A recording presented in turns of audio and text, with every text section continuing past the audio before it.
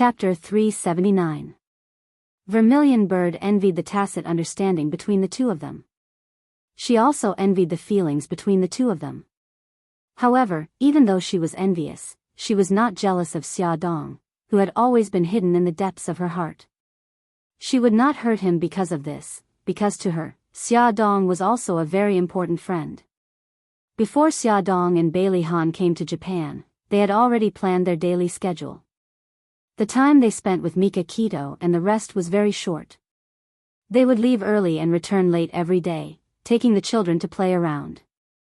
2 days before the wedding, Tomac flew over from Italy and brought Holly's blessings. The blue sky was clear, the sun was rising, and the clear lake was sparkling. Next to the lake, there was a boundless lawn. All kinds of heart-shaped balloons were flying in the air, and cheerful music brought out a strong sense of jubilation. This was a grand lawn wedding. The venue was meticulously decorated.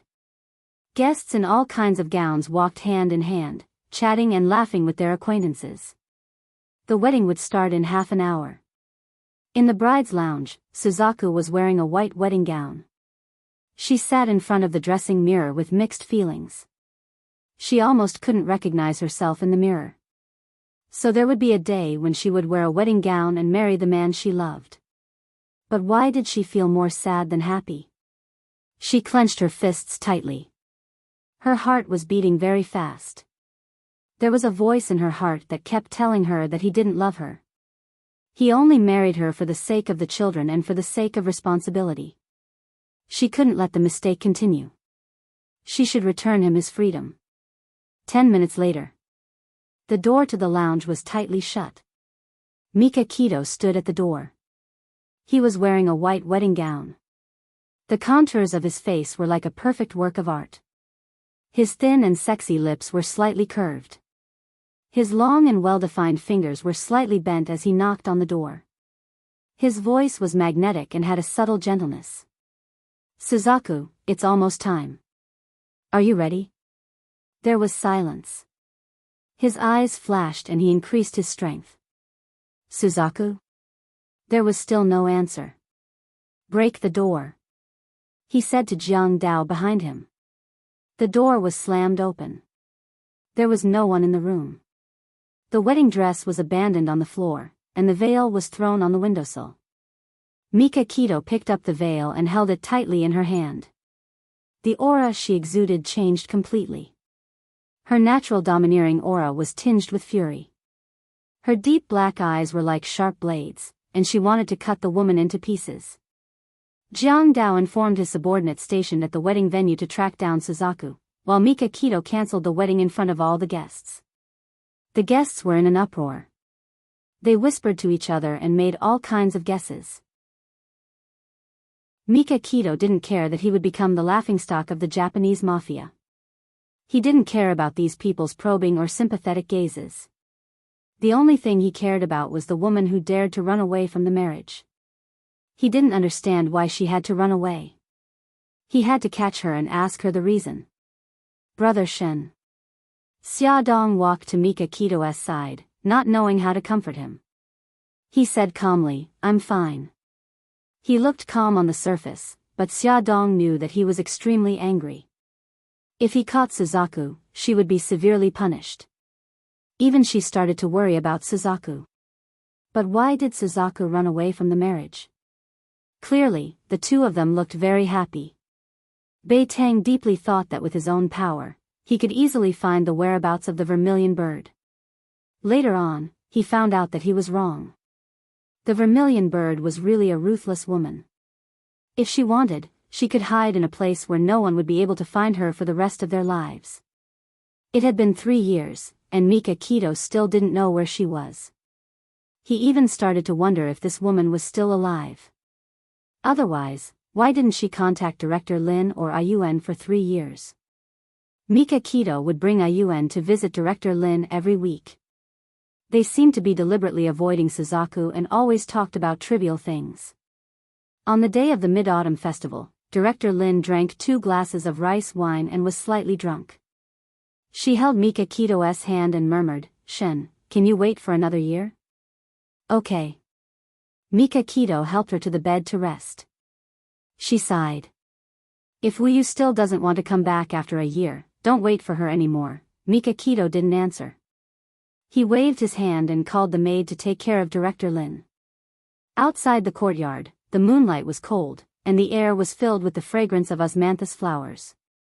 He stood in the garden and looked at the full moon in the sky. His finger gently rubbed the ring on his left hand. The diamond on the ring shone charmingly under the moonlight. On such a night, he couldn't help but wonder if she had kept their child. If she had given birth to the child should be able to run, jump, and call her mommy by now. In a small town in Hokkaido. The residents here basically relied on fishing and fish farming for a living. Every day, many boats went out to sea against the rising sun and returned with a full load under the sunset. The people here were simple and honest. The residents on the island all knew each other, and they warmly helped the outsiders. For example, in the largest flower shop on the island, the young lady boss took care of the shop alone with her 2-year-old child. The elderly neighbors often helped her take care of the child when she was busy. The flower shop was located in the busiest part of the street and was very close to a middle school. After school, a few girls liked to buy flowers from the shop and bring them home. In fact, buying flowers wasn't their main purpose. Their main purpose was to tease the lady boss's Xiao Bao. Sister Wu Yu, we're here again. Led by Xiaoxuan, the girls carried their school bags and walked into the flower shop with smiles on their faces. Behind the counter stood a young woman in an apron. Her hair was combed into a bun on top of her head, and her neat bangs covered her smooth forehead. A pair of black-framed glasses rested on the bridge of her nose. She smiled and greeted the girls. Hello, what flowers would you like to buy today? A bright smile appeared on Xiaoxuan's delicate face. Lilies. I'm going to give them to mommy today. Is that so? What a good girl. Wu Yu smiled and praised Xiaoxuan. Her fingers skillfully wrapped the bouquet. Sister Wu Yu, where's Now? Why don't I see Now? Chiba, who had already scanned the flower shop and didn't find the target person, came to the counter and asked eagerly. Wu Yu smiled apologetically. Now is tired from playing with Chiu Yi during the day. She's sleeping upstairs now. Chiba put her hands together and said pitifully, Sister Wu Yu, I don't feel well after not seeing Now for a day. Can you let me go upstairs and take a peek? I swear I won't wake her up. I also want to see. Xiaoxuan and the other girls also came up. Wu Yu laughed. Alright, I really don't know what to do with you. Yeah, thank you, Sister Wu Yu. The girls ran upstairs excitedly. After taking 2 steps, they all lightened their steps and reminded each other not to wake Now up. Wu Yu looked at their backs and shook her head with a smile. On the second floor of the flower shop was Wu Yu and Now's bedroom. Xiaoxuan gently opened the door of Now's bedroom. It was a beautiful and cozy children's room. Now was curled up in a small bed that was more than 1 meter long. He was sleeping soundly with his eyes closed. His little face was pink and chubby, like a cute big apple, which made people want to take a bite. His eyelashes were long and curly. He was a boy, but he had thick and dense eyelashes, which made the older girls envious. Xiaoxuan couldn't help but reach out and touch his smooth and tender little face. Chiba took out her phone and took a picture of Now's sleeping face. The girls didn't want to wake Now up, so they didn't stay for long. Soon, they went downstairs and paid the bill at the counter. They took the flowers and said goodbye to Wu Yu with a smile and skipped home. As Chiba walked, she looked at the pictures of Now saved on her phone and sighed. Now is so good-looking. I think his father must be very good-looking too. Xiaoxuan knocked on her forehead. Don't say such things in front of Sister Wu Yu. I heard that Sister Wu Yu's husband is dead. Don't remind her of sad things, okay? Aya, don't keep knocking on my forehead. I'm not a fool. Of course, I won't say such things in front of Sister Wu Yu. Huh, I'm sorry. I'm used to it and can't change it. Xiaoxuan, you're so annoying, the girls walked forward noisily, scattering their laughter all the way. October 21st was a very special day. 3 years ago, Mika Kito and Suzaku held their wedding on that day. Suzaku ran away from the wedding. Mika Kito thought for a long time and decided not to passively wait for her to appear. There were some things that he wanted to tell her. Mika Kito, who never appeared on television, participated in a talk show with high ratings on October 21st. As soon as the show started, he faced the camera and said slowly, "Honey, it's been 3 years. You should have had enough fun. Come back quickly. I miss you very much." The beautiful host was very excited and quickly asked, "Mr. Beitang, you never talk about your personal feelings in front of the media. Why did you suddenly change your mind today?" Mika Kito had a gentle smile on his face. "Today is a very special day. 3 years ago today, my wife and I held our wedding.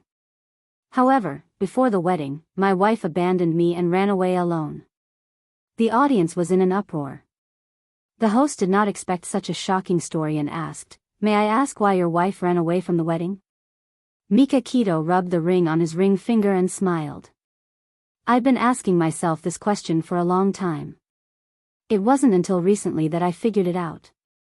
My wife thought that I didn't love her and that I married her out of responsibility. That's why she ran away and wanted to give me back my freedom.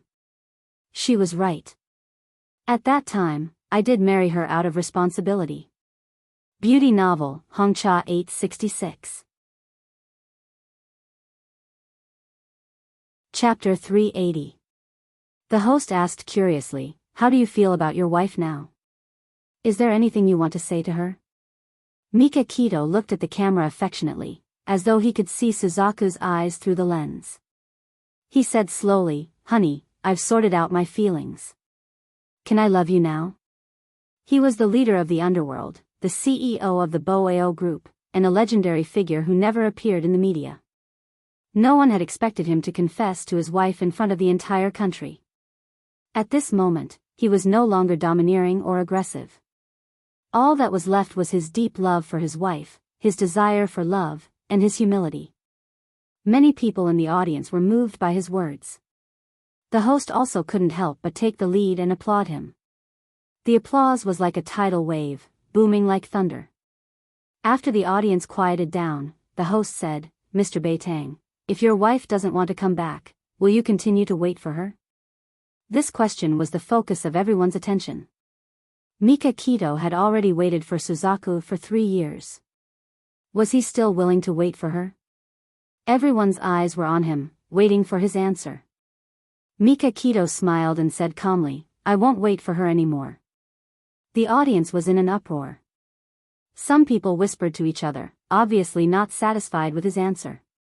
The host's expression changed, and he smiled awkwardly. "Can you tell me the reason?"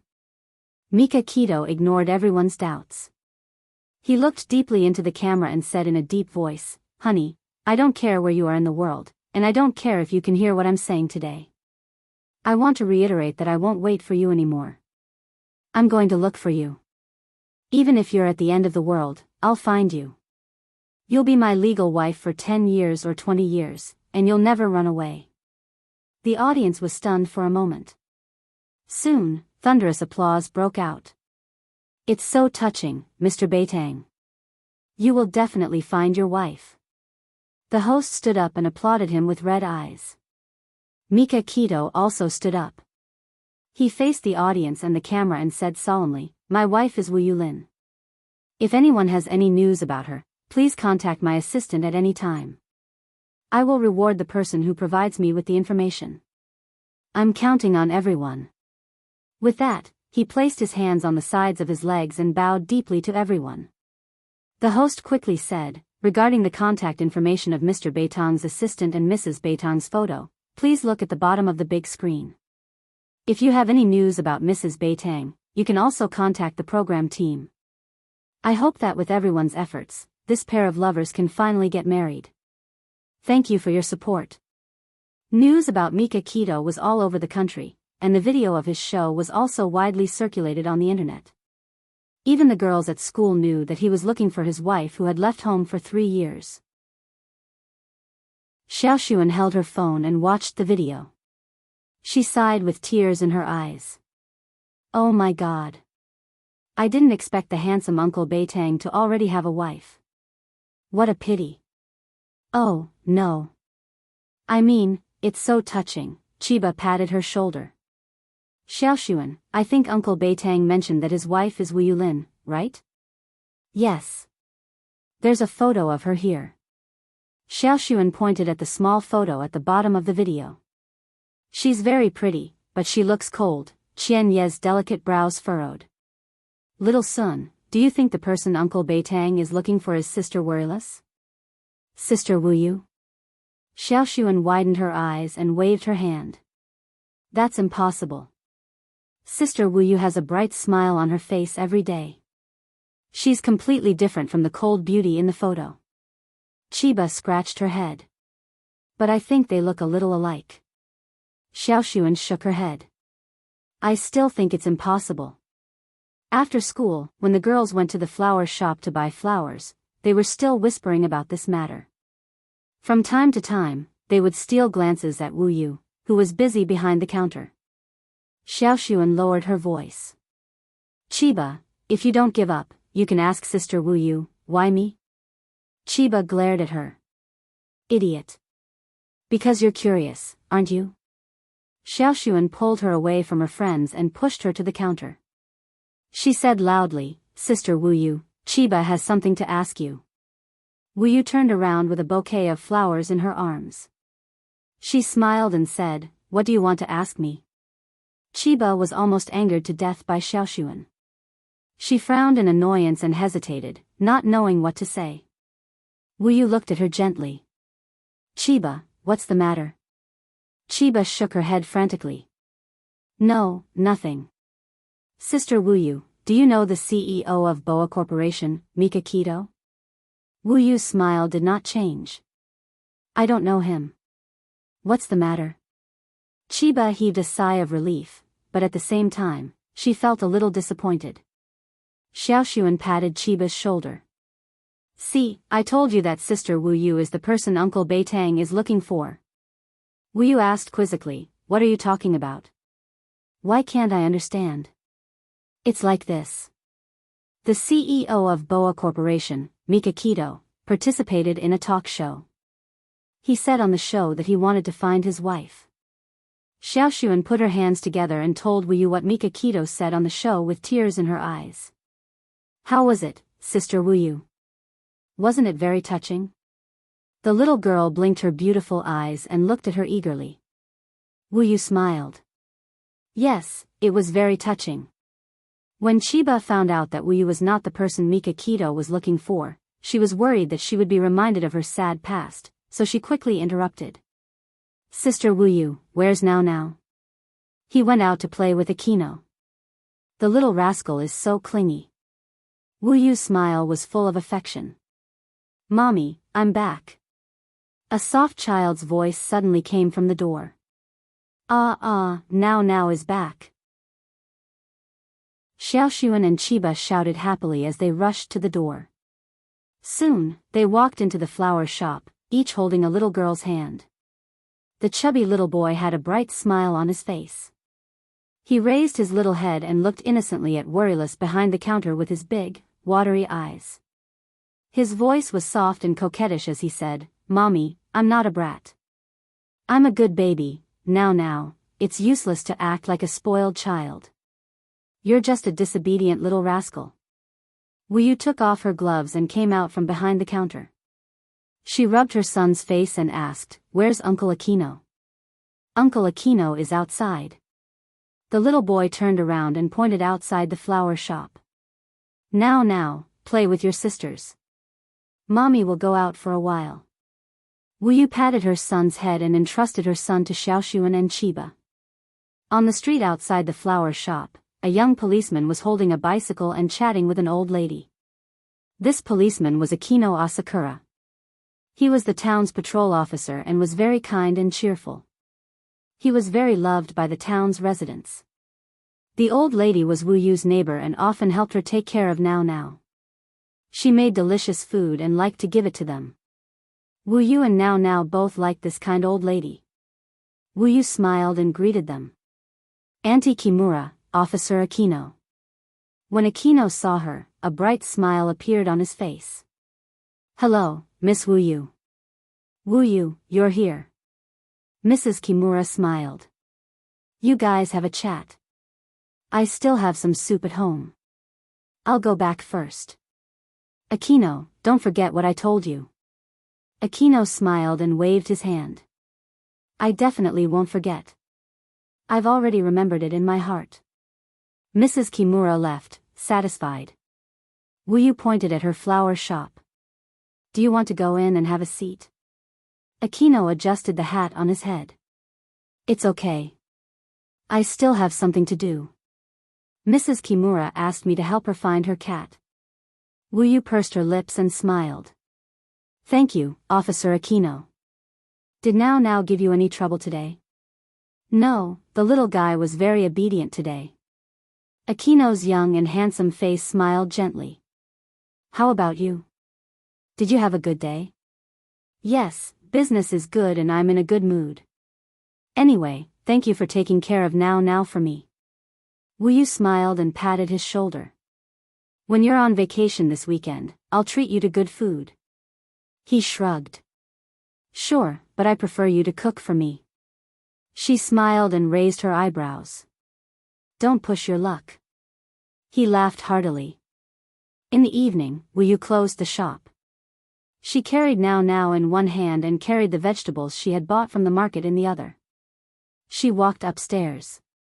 Mommy, I want to eat braised fish today. Now Now hugged her neck and said in a baby voice.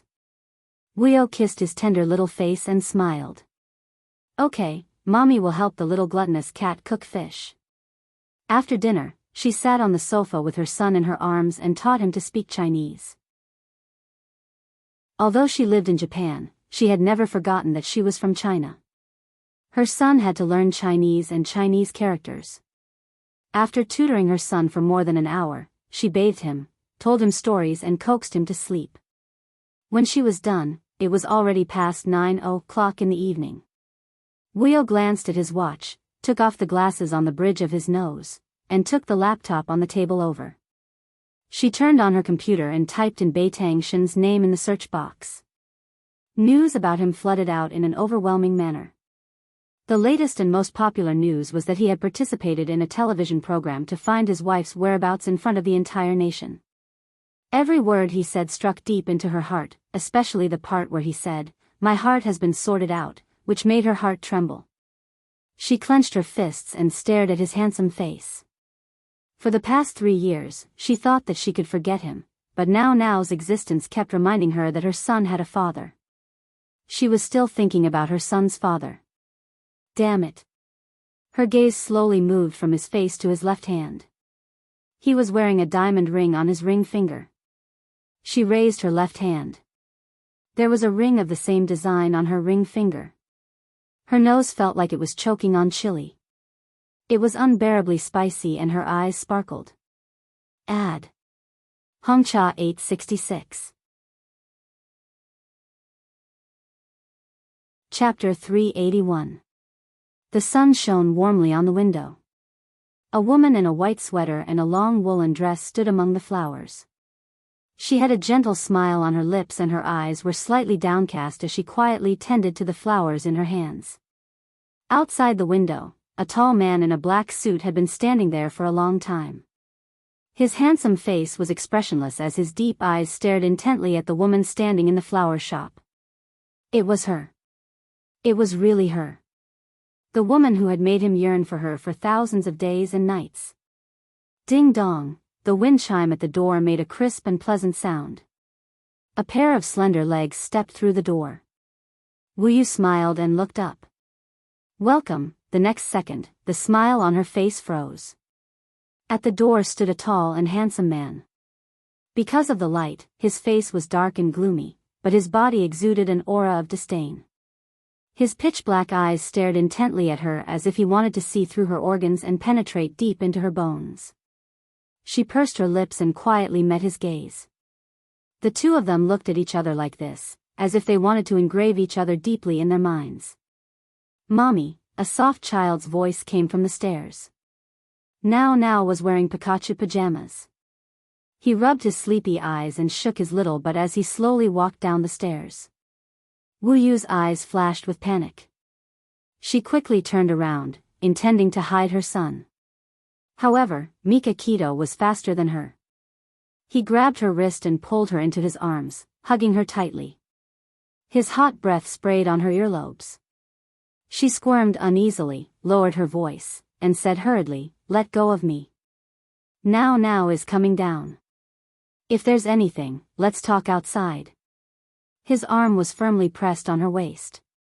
His eyes were fixed on the little ball of meat that appeared on the stairs. His voice was low and dangerous.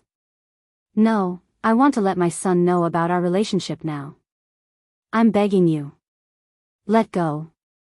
Her voice was anxious and flustered. The fake calmness on her face had been torn apart, and a pleading expression emerged. His cold heart actually softened the moment he heard her soft pleading. He slowly let go of her hand and she was like a panicked little rabbit, immediately jumping out of his arms. She quickly adjusted her facial expression and smiled at their son who was approaching them. Now, you're awake? Mommy, who's that strange uncle?" Now swayed his little butt as he walked down the last step. He tilted his head curiously and looked at Mika Keto behind her. "He's Mommy's friend." Wu Yu stroked the hair by her ear and pursed her lips. His handsome face was full of gentleness. He held now. And handsome now. Yes. Now nodded vigorously. He puffed up his pink cheeks and muttered, "Mommy likes to call me now. Actually, my name is Now." Mika Keto tried hard to control the urge to pull Now into his arms. He smiled even more gently. Now. What a cute name." The little boy's eyes sparkled. He said unhappily, "You can't call me now. Only Mommy can call me now." Mika Keto's eyes were full of smiles. He rubbed his soft hair dotingly. "If I were your daddy, would I call you now?" The little boy tilted his head. His beautiful big eyes were full of curiosity. "But I don't have a daddy." "Uncle, you're so strange, don't have a daddy."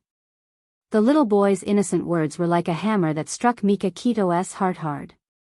He suddenly turned his head and glanced dangerously at Wu Yu, who lowered her head and pretended to be innocent. Mika Keto picked Now up from the ground. He stared into his clear eyes and smiled gently. Now, I'll be your daddy, okay?" Now shook his head. "No. I like a Kiko. I want a Kiko to be my daddy." "A Kiko? That damned woman. She actually hooked up with another man." Mika Keto was furious. He wanted to drag her and his son home right now. "Uncle, you look terrible.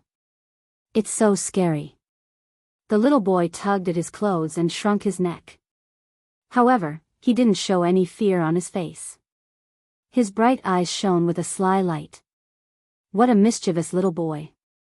Mika Keto's heart softened and his anger dissipated. He kissed him on the cheek. Now. Watch carefully.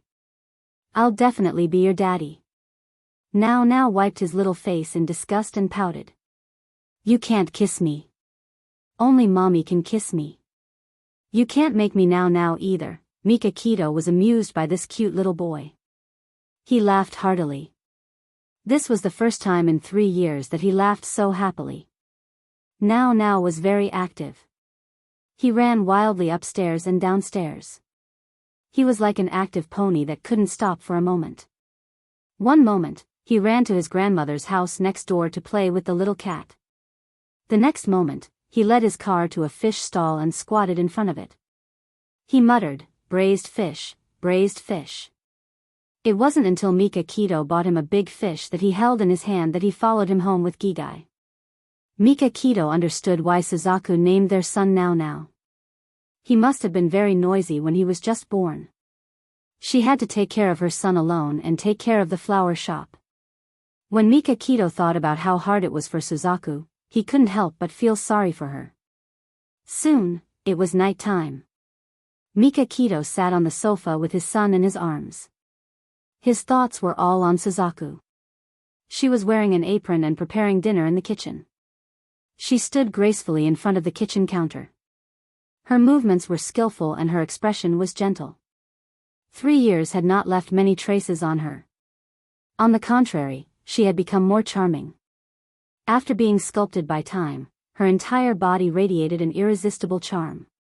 Now, wash your hands and eat. There's your favorite braised fish. Suzaku's cheerful voice came from the kitchen. Mikakito smiled and rubbed his son's hair. Now, wash your hands and eat. Don't call me now. Now glared at him unhappily. He slid down the sofa from his arms and ran to the bathroom to wash his hands. Mikakito was worried about him and followed him. When he entered the bathroom, he saw the little boy standing on a small stool. He put his little hands under the faucet and carefully washed his little hands. His serious look was extremely adorable, causing a strong sense of pride to rise in Baitangshin's heart. He had a son, an obedient and smart son. He lifted Now from the stool and kissed him hard on the cheek. Uncle, you're so strange. Why do you always kiss me? If you kiss me again, I'll get angry. I'll really get angry. The little boy frowned and stared at him with puffed cheeks. Where did this strange uncle come from? Did he really not forget to take his medicine? Silly boy, I'm your daddy. Mikakito laughed in a low voice. Now curled his lips in disdain. TSK, don't lie to me. Mommy said that I don't have a daddy. I'll get even with your mommy later. Humph, Mikakito rubbed his head. Let's go eat. After 3 years, they were once again sitting around the same table to eat. Baitangshin looked at Zhu Kei, who was sitting across from him. She was seriously helping Now remove the fish bones. He suddenly had an illusion that she had never left and had only gone to the supermarket to buy his and his son's favorite food, that's all. Now didn't like to eat vegetables. He always secretly threw vegetables under the table when his mommy wasn't looking. He secretly glanced at Suzaku, who was carefully removing fish bones, and quietly poked the vegetables from the plate to the table with his chopsticks. Suzaku suddenly looked up at him and said sternly, Now, you can't just eat meat and not vegetables. Eat the carrots and green peppers. But I don't like it. Now pouted sadly. His big eyes were filled with tears and he looked very pitiful. Mikakito couldn't help but feel sorry for her son. She said, it's okay if the child doesn't like it. Don't force him. Suzaku threatened him with her eyes and motioned for him to stop talking. Then she stared at Now and said, Now, vegetables can replenish your body's vitamins. If you want to grow taller, you have to eat vegetables and gigai. Do you understand? Okay. Now mumbled unwillingly. He picked up the vegetables with his children's chopsticks, frowned, and swallowed them painfully as if he was taking medicine. Mikakito's eyes were full of love.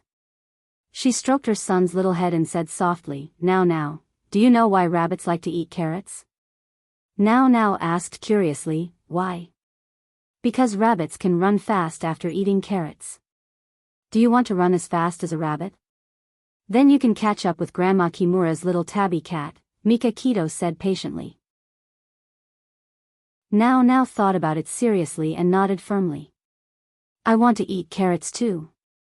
Good boy. Here, eat up all these carrots. Mikakito gave him some carrots with her chopsticks and encouraged him with a smile. Gigai finished the carrots and poked the green peppers on the plate with his chopsticks. He tilted his head and asked, where's the green peppers? Why do you want to eat green peppers? Mikakito's eyes moved and she chuckled. Eating more green peppers can make you a strong little man. Then you can help mommy work and she won't have to work so hard, okay? Yes, I want to become a man. The little boy was fooled by her words and happily ate the green peppers. Suzaku was speechless. Eat more green peppers and become a strong little man? Was she bullying the child because he hadn't watched Popeye's cartoon? After dinner, Mika Keto took over Suzaku's job and taught now Chinese. Looking at the father and son happily sitting on the sofa, Suzaku, who was cutting fruit in the kitchen, couldn't help but smile. It wasn't the first time Mika Keto bathed a child. He had bathed Xiaobao before, but Xiaobao wasn't as naughty as Now. Now sat in the bathtub and played with the duckling, splashing water everywhere. When he walked out of the bathroom with Now in his arms, he was soaked. Beauty novel, Songshu 566. Chapter 382. Suzaku gave him a towel and took Now from his arms. Go and wash up. I'll take Now to bed, she said softly. Her son was lying on the bed, extremely excited. He made a racket for a long time until Vermilion Bird put on a stern face and told him to make a fuss. Only then did he quiet down and obediently close his eyes to sleep. Coming out of her son's room, Vermilion Bird happened to bump into Beitang Shen, who had just finished bathing. His upper body was naked, and there was a white bath towel around his waist. His hair was wet, and the water droplets slid down his hair, sliding over his strong chest and strong waist, disappearing into the mysterious place covered by the bath towel. Her face was slightly hot and she looked away uncomfortably. He strode over to her and lifted her chin with his right hand. Wifey, it's time for us to have a good talk. Her face heated up even more. She bit her lip and said softly, I'm not your wifey. Don't call me that. She put her hands behind her back and secretly took off the ring on her ring finger and held it tightly in her palm. Mika Keto's eyes flickered and his smile deepened. He suddenly pulled her left hand out from behind her back and pried her slender fingers apart. He used his fingers to caress her ring finger and chuckled happily. This white mark was left behind by the ring, right? It seems like you've been wearing it for a long time. How long? 3 years? Her eyes flickered and she bit her lip tightly and remained silent. He suddenly pulled out her right hand that was hidden behind her back. She clenched her right hand into a tight fist and refused to let go. He smiled mischievously. What are you hiding in your palm? Is it the ring? The moment he reunited with her, he had already scanned her entire body like a radar. Of course, he knew that she was wearing their wedding ring. She secretly took off her wedding ring. This little trick couldn't escape his eyes. Suzaku looked at his mischievous gaze angrily. Yes, I'm hiding a ring in my palm. Are you happy now? She grabbed his hand and stuffed the ring into his palm. I'll return it to you now. We don't owe each other anything in the future. You can leave now, she said angrily. Mika Keto didn't get angry. Instead, he chuckled softly. He held her finger and wanted to put the ring back on her finger. We already have a child. How can you say that we don't owe each other anything? Wifey, stop playing and come home with me. The ring slowly slipped onto her finger. She lowered her eyes and looked at the beautiful ring. She said indifferently, how did you find me? Mika Keto took out his phone and showed her a photo. This photo was posted on the forum by a female junior high student named Little Sun. The post said that the lady boss of the flower shop is very gentle and beautiful. The boss's daughter, Xiao Bao, is very cute. Suzaku looked up at the photo. It was a side profile photo of her carrying Now in the flower shop. Both mother and son were smiling happily. It seemed that Little Sun had secretly taken the photo from outside the window. In the photo, she was wearing black-rimmed glasses and her neat fringe covered her forehead. She looked like a completely different person from before. She didn't expect him to recognize her. He chuckled. I spent a lot of effort to find you. I have to say that you're very good at hiding yourself. Thank you for your compliment, she said mildly. He took a step forward and pulled her into his arms. He stroked her hair and said softly, I'm not here to compliment you. I'm here to take you home. Honey, come home with me. Her face was directly pressed against his moist and naked chest. She couldn't help but tremble. After a moment of silence, she said, "No, I like my current life." His eyes narrowed dangerously. "Do you like your current life or do you like Akiko?" He was jealous when he heard from his son that Akiko had the ambition to become his son's daddy. She pursed her lips. "Akiko is just my friend." Even now, she still didn't want to be misunderstood by him. He hugged her even tighter. His hard chest was pressed against her softness. His tone was unbelievably gentle. "You like flowers. When we return to Tokyo, I'll get someone to plant the entire garden. Come back with me, okay?" "It's not about the flowers." Suzaku pushed his chest. The two of them were pressed against each other, making her feel pressured and threatened. "Then what's the problem?" His purpose of coming here was to bring her and their child home. No matter what problems they encountered, they had to solve them one by one. She looked up at him. "I like this kind of peaceful life. Here, my heart is peaceful. When we return to Tokyo, you can also live a peaceful life. You're just my wife and now's mommy. You don't have to worry about anything else." He held her face and tried to persuade her.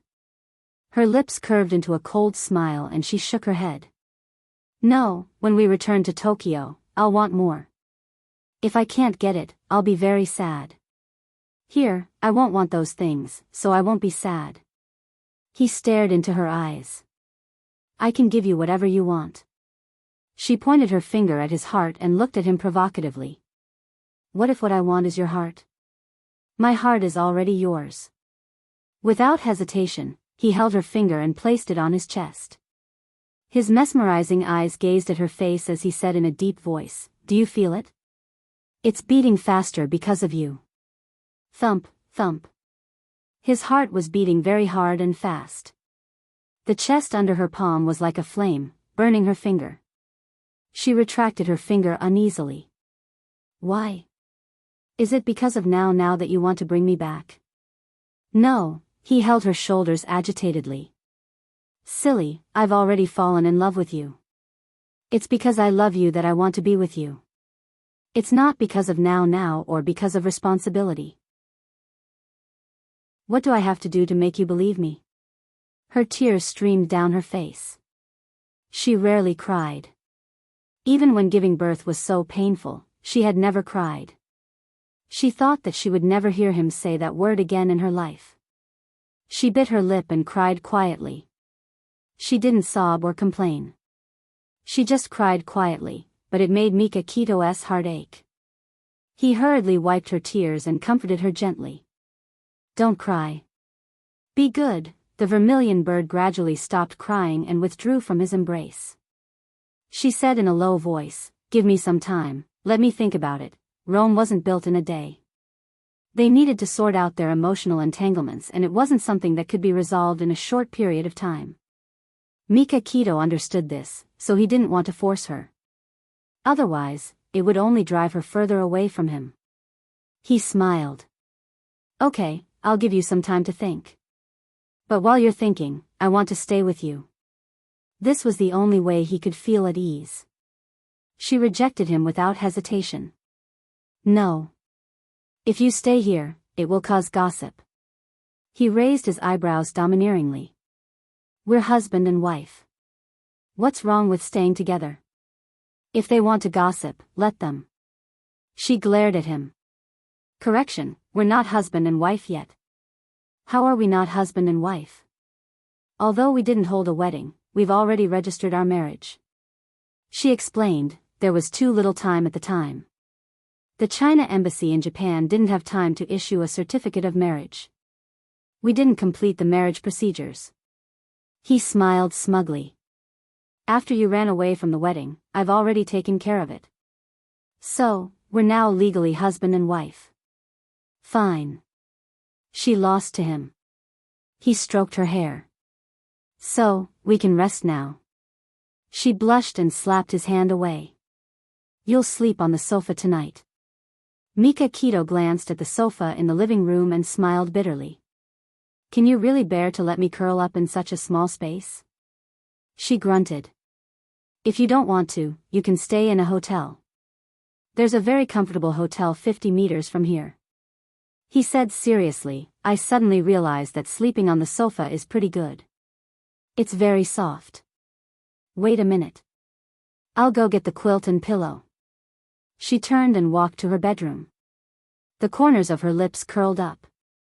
Mika Keto curled up on the sofa miserably. He tossed and turned for a long time, unable to fall asleep. Sigh. What was this? The warm and fragrant woman was less than 10 meters away, but he was curled up on the small sofa and hugging the quilt to sleep alone. Around midnight, Now staggered out of the children's room. He jumped on the ground, and the voice-activated lights on the living room wall immediately lit up. Mika Keto woke up in a daze. She looked up alertly and saw Now walking toward the bathroom in a daze. Now, what are you doing? Mika Keto got down from the sofa and followed behind her son. Now seemed to be startled by him. His little body suddenly trembled twice, and he turned around stiffly. His sleepy eyes were completely opened, and he pouted his little mouth, as if he was about to cry. Don't be afraid. It's me. Now, be a good boy. Don't cry. Mika Keto didn't expect to scare her son. She felt guilty and quickly squatted down to comfort him. Tears were about to flow out of his eyes, but the little guy didn't cry out loud. He said sadly, "Uncle, you scared me." "It's okay. It's okay. Don't be afraid." Mika Keto stroked his thin back and said softly, "Do you want to go to the bathroom?" Now pouted and nodded. "Uncle will help you." Mika Keto picked him up and walked into the bathroom to help him pee. He twisted his little body and said embarrassedly, "I can pee on my own." "Put me down." "Are you sure?" "Yes." Mika Keto put him down. He dragged the stool to the toilet, climbed up, and spread his legs. Before he took off his pants, he turned back to warn Mika Keto, "Uncle, I want to pee."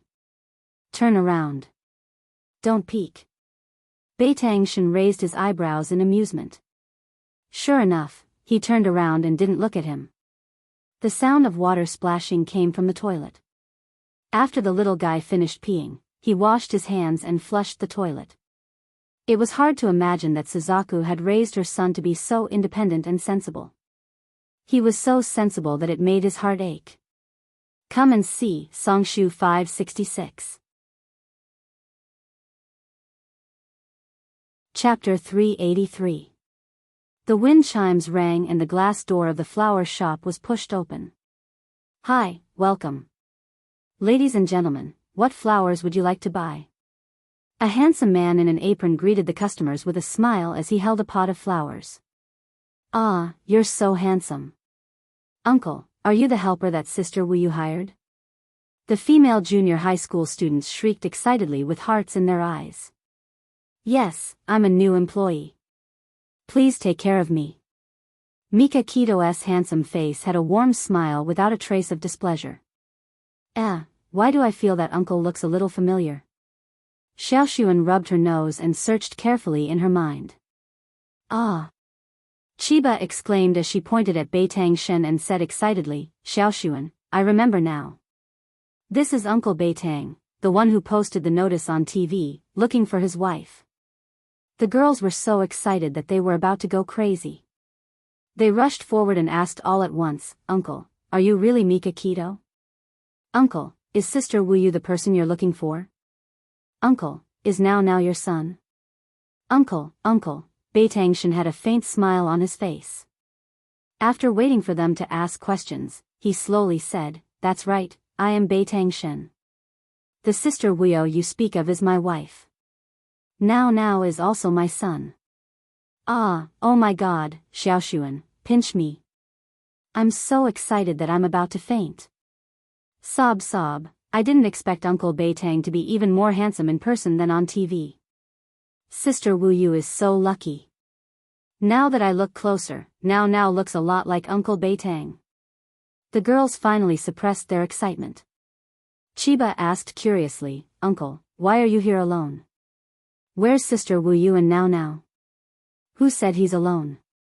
You love-struck idiots just didn't see us. Suzaku came out from behind a tall and lush potted plant. She was wearing an apron and holding a pair of scissors in her hand. It seemed that she was repairing the potted plant. At her feet, squatted Xiao Now Now. The little fellow held her head with both hands and smiled slyly. Xiaoxuan covered her mouth and giggled. Sister Wu Yu, I'm sorry. We were just too surprised. That's right, big sister Wu Yu. I didn't expect you to really be Uncle's wife. You lied to us the last time we asked you. Xian Yi stuck out her tongue mischievously with a hint of complaint in her voice. Suzaku smiled. You kids don't understand adult matters. She didn't seem to want to stay on this topic any longer. She lowered her head and carefully trimmed the potted plants. The girls were a little embarrassed and didn't know what to say to ease the suddenly stiff atmosphere. Now stuck his tongue out mischievously at them and rushed to Mika Kito's side like a little cannonball. He hugged his slender legs and raised his little head to ask, Uncle, are you really my daddy? Yes. I told you from the beginning that I'm your daddy. I didn't lie to you, did I? Mika Kito picked him up and pinched his pink cheeks. He said with a doting expression, Good boy, call me daddy. Now tilted his head and thought for a moment. Suddenly, he shook his head and pouted. No. I'll only call you that if Mommy wants me to. Mika Kito was helpless. He glanced at the girls who were staring at him and smiled bitterly. Look, your big sister Wu Yu still doesn't want to accept me. You have to help me put in a few good words in front of her. The girls secretly glanced at Suzaku, who was busying herself behind the potted plants, and secretly made an okay gesture. Xiaoxuan whispered, Uncle, girls like romance. You should do something romantic to make big sister Wu Yu happy. Maybe she'll accept you if she's happy. That's right, Uncle. I have a book here that I can lend to you. One of the girls secretly took out a comic book called The Story of Love from her bag and whispered, This is a comic about love that the popular manga artist, Sensei Kyeko, specially drew for boys and girls. It sells very well. Okay, I'll take a good look at it. Mika Kito cooperatively lowered his voice and hid the comic book under his clothes. Now blinked his beautiful big eyes and moved his red lips, as if he was going to reveal their secret. Xiaoxuan quickly covered his mouth and winked at him. Now, you're the best. Don't tell anyone about our little secret, including your mommy. Got it? Now nodded confusedly. Now is such a good boy. Big sister will treat you to candy. Chiba immediately stuffed a piece of chocolate into Now's mouth when Xiaoxuan withdrew her hand. Xiaoxuan deliberately raised her voice and said cheerfully, Uncle, I want to buy lilies. Please bandage them for me. Uncle, I want to buy yellow roses and baby's breath. Uncle, I want to buy. The children were trying to hide something and deliberately shouted loudly. Okay, please wait a moment. Mika Kito's smile widened. He began to understand why Suzaku didn't want to leave this place. The people here were kind and simple. She had formed a bond with them and couldn't bear to leave. Mika Kito had been staying at Suzaku's place for 3 days. It was impossible for him to eat and sleep with her every day. He still curled up on the sofa miserably every night. He helped her take care of her business, and she greeted the customers without putting on any airs. She warmly chatted with the customers and neighbors, enthusiastically promoting his ownership. Almost everyone in the town knew that he was Wuyo's husband, causing Cho-yi, who had a crush on Vermilion Bird, to be depressed for several days. Their relationship had died before it could blossom. Regarding this, Beitang Shen was very gratified. The weeds and trees surrounding his wife were finally cleared. The day was over. Suzaku mercilessly pushed Mika Kito out of her bedroom. She smiled and said, Good night. Mika Kito curled up on the soft sofa. He couldn't let this go on. God knows how long his little woman would throw a tantrum. He had to speed up and make Gigai surrender. Vermilion Bird was lying on the bed. Thinking of a certain someone's deflated expression when he was pushed out of the door, she felt full of joy, and the corners of her lips rose high. She planned to observe him for a few more days. If he passed the assessment, she would follow the steps he gave her. The crisp ringtone of her mobile phone interrupted her wild thoughts. Zhu Kei glanced at the caller ID and put the phone to her ear to answer. Hongling, what's the matter? Sister Suzaku, we've found Harada's whereabouts. That guy is too cunning. Qingyan and I have tried to catch him twice but failed. So, we have to ask you to do it yourself. Suzaku frowned. Where is Harada now? In downtown Sapporo. Qingyan is monitoring his hiding place. We're waiting for you so that we can catch him in one fell swoop. Come and see, Hongcha 866. Chapter 384. Suzaku thought for a moment and said, I can't get out now. Mika Kito is with me. What? He found you?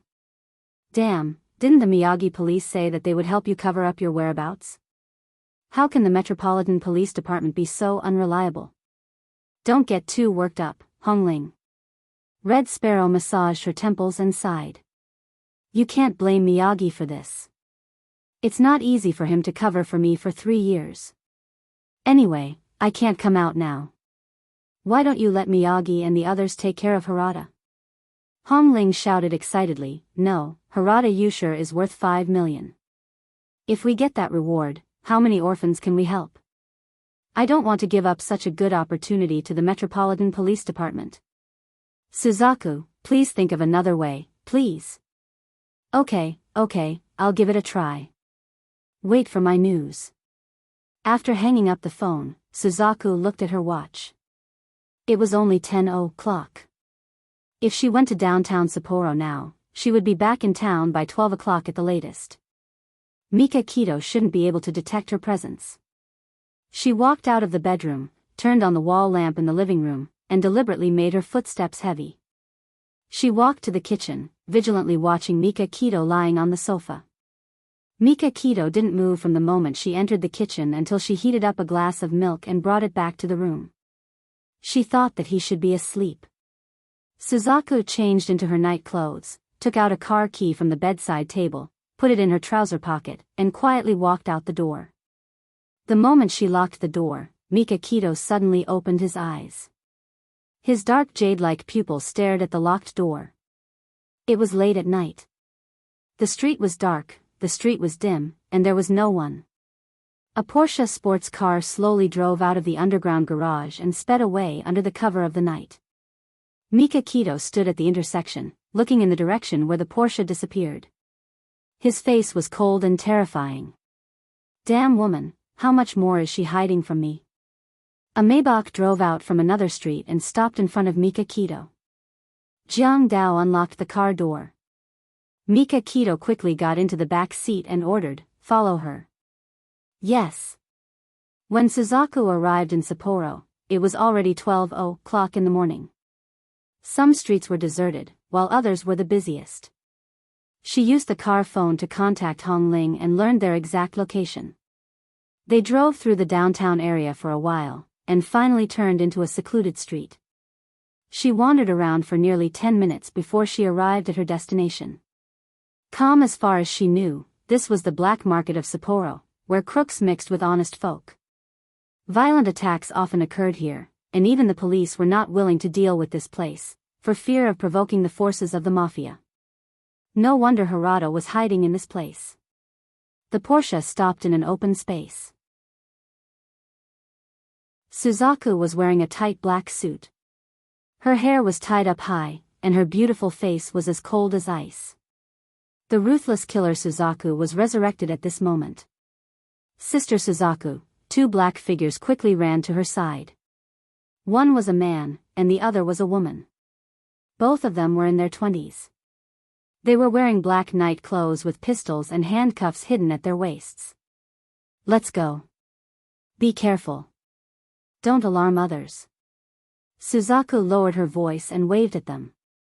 Harada Yasushi was a perverted murderer. He had raped and killed 7 women and buried their bodies under his garden. After the crime, he fled from Tokyo to Hokkaido. Suzaku and the other two were bounty hunters. They specialized in capturing wanted criminals for high bounties. Usually, Qing Yen and Hong Ling were the ones who took action. They only asked Suzaku for help when they encountered more difficult fugitives and couldn't handle them. The three of them split up and planned to surround Harada Yasushi, capture him alive, and send him to the police station. Suzaku's right hand was on the pistol at her waist. She walked in the dark alley with high vigilance. From time to time, she could hear the meowing of stray cats and the sound of drug addicts trading. She walked to the deepest part of the alley and hid behind a wall. If Harada Yasushi wanted to escape, this was one of the places he had to go. Hong Ling was waiting for him at the other place. Panicked and hurried footsteps sounded on the empty stone road. A strong man in his 30s held a gun in his hand, shooting behind him as he fled in panic. Suzaku jumped down from the wall and kicked the gun out of the man's hand. She twisted the man's hands behind his back and pressed him heavily on the ground. The man shouted in panic, "Spare me. I don't know anything. I don't know anything." Suzaku's eyes narrowed. She turned his face around. This face was different from the one on the wanted poster. They had the wrong person. This wasn't Harada Yasushi. She said coldly, "Where's Harada Yasushi?" I don't know. A man gave me a sum of money and told me to run in this direction. Damn it, I fell for Harada's trick of luring me away." Suzaku kicked him away and said to Qing Yen, who was chasing after them, "This isn't Harada. He must have gone in Hong Ling's direction. Quick, let's go." On their way to Hong Ling's side, a gunshot suddenly rang out in the silent night. Zhu Kei's pupils suddenly constricted, and a wave of uneasiness surged in her heart. She quickened her pace and rushed forward. Under the dim light, the two figures grappled with each other. Their pistols had been tossed far away, so they could only engage in hand-to-hand combat. Hong Ling was good at kung fu, but Yuan Tian was not bad either. The two of them fought fiercely. Suzaku ran forward and kicked Harada's leg. She then pointed the gun at his temple and said coldly, "Let her go." Harada glared at Suzaku. His face was twisted with hatred. Finally, he let go of Hong Ling under her coercion. Hong Ling held her knees with both hands and panted heavily. Damn it, Harada Yasushi's grip was too strong. He almost broke her neck. "Cuff him," Suzaku said coldly. Qing Yen took out a pair of handcuffs from her back and cuffed Harada's wrists. The three of them walked out of the alley with Harada in tow. After walking for less than 10 meters, they saw a man in a black suit standing under a street lamp. He was tall and muscular like a statue. He stood straight and stared at them coldly without any expression on his face. Suzaku's heart skipped a beat. It was Mika Kido. Hong Ling frowned. "Sister Suzaku, that person seems to be, stop talking. Sister Suzaku, let's take Harada to the police station first." Qing Yen saw that Suzaku's expression had darkened. She immediately called Hong Ling and left with Harada. Suzaku pursed her lips and walked towards Mika Kido. Under the light, his handsome face was cold. She leaned closer to him and said softly, "I'm sorry for hiding it from you." Mika Kido's thin lips curved into a cold smile. She suppressed the anger in her voice. "Have you been like this for the past 3 years?" She had been with him for so long. Of course, she knew that he was on the verge of exploding. The stupidest thing to do was to go against him, and the smartest thing to do was to show weakness. She took a step forward and hugged his waist slowly. She leaned her head on his chest and said softly, "I was wrong. I apologize." Mika Kido froze. Although they already had a child, they rarely had physical contact, especially when she took the initiative to get close to him. It seemed like this was the first time. The time when he was under the influence of the aphrodisiac didn't count because he wasn't conscious.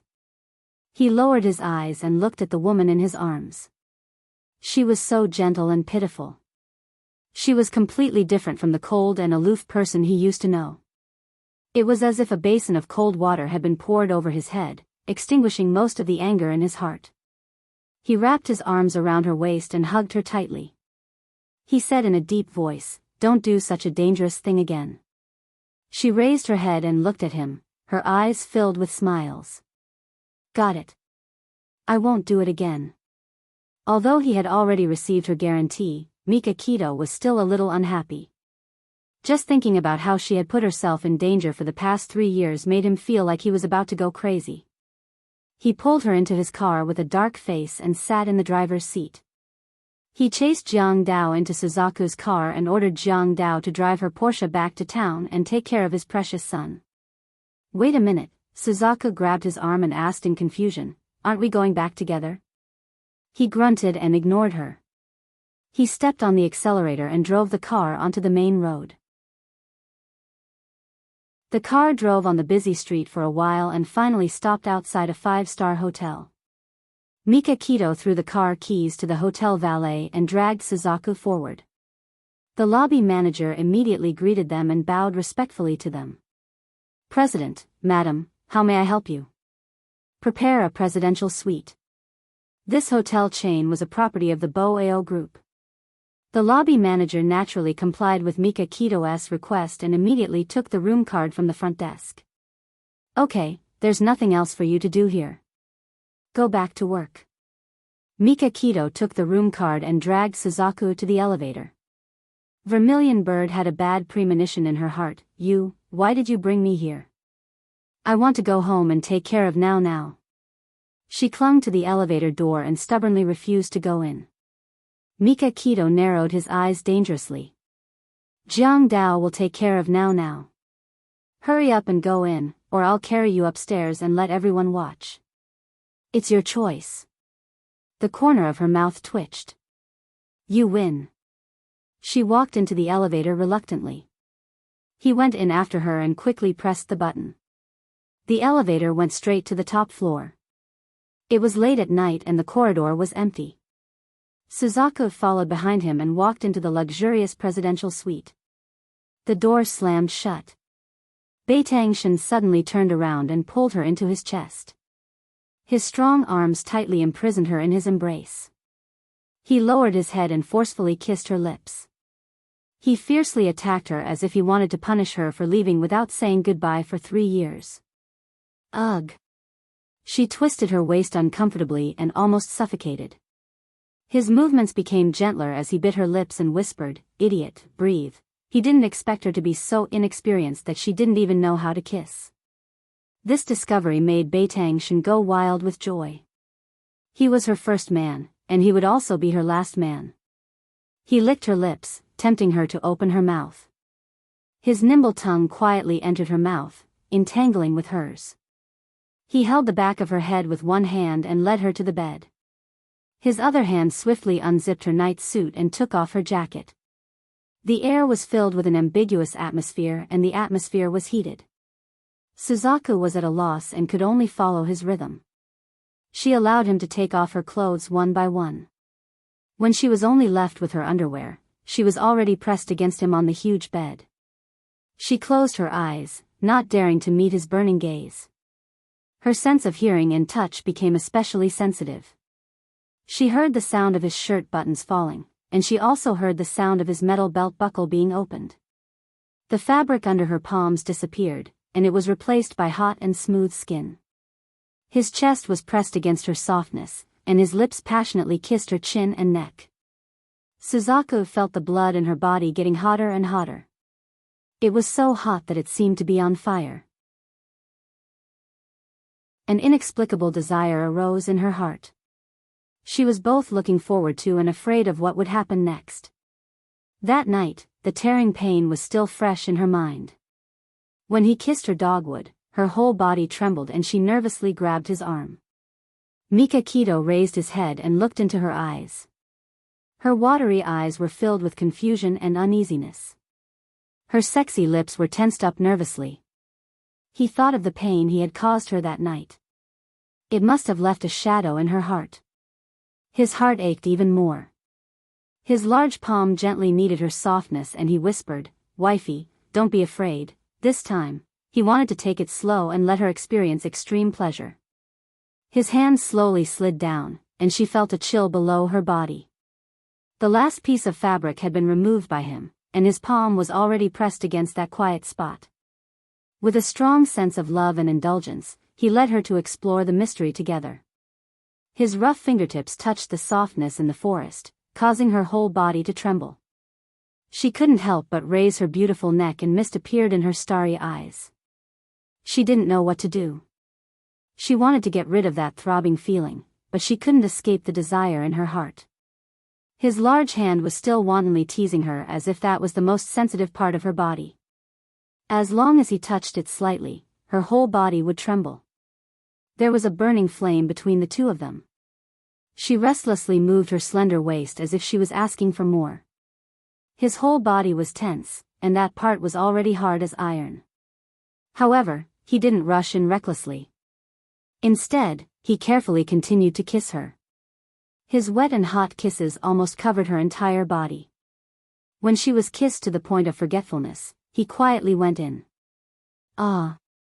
Although they had already done enough foreplay, her body still tensed up at the sudden intrusion of a secret that had not been opened to anyone for 3 years. Wifey, relax. Don't be afraid.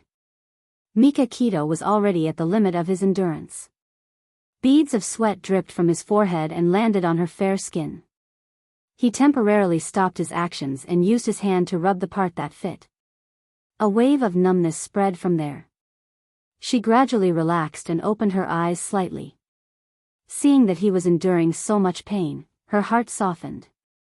She took the initiative to reach out and wrap her arms around his strong waist. She shyly whispered, "It's done." He saw that she didn't seem to be in so much pain anymore, so he tried to move. The pleasure of being tightly wrapped came like a tidal wave, and he couldn't hold it back any longer. He followed his instincts and went deeper and deeper. Awesome novel, Hongcha 866. Chapter 385.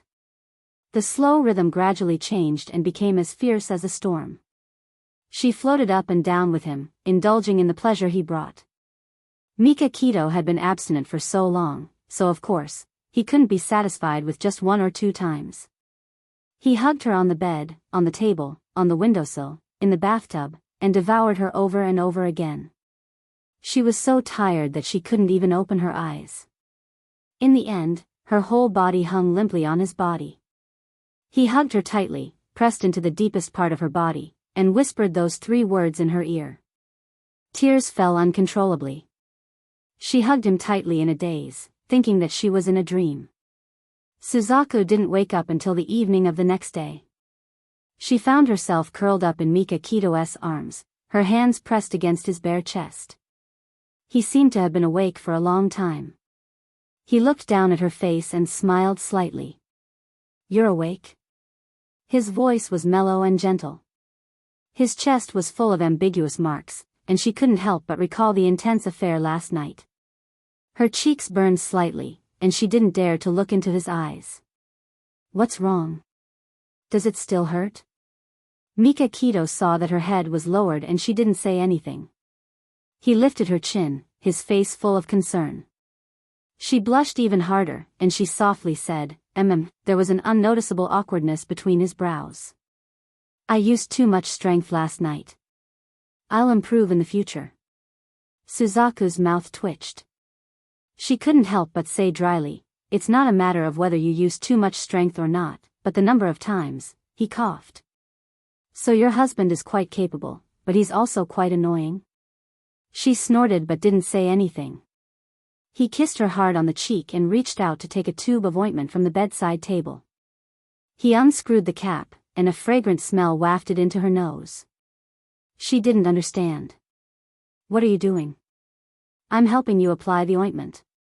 He smeared a little ointment on his finger and stretched his finger to the inside of her leg. She closed her leg shyly. "I'll do it myself." "Take your hand away." "Honey, you're clamping my hand so tightly." "How can I take it out?" His tone was serious, but the content of his words was full of lust. She couldn't wait to find a hole to hide in.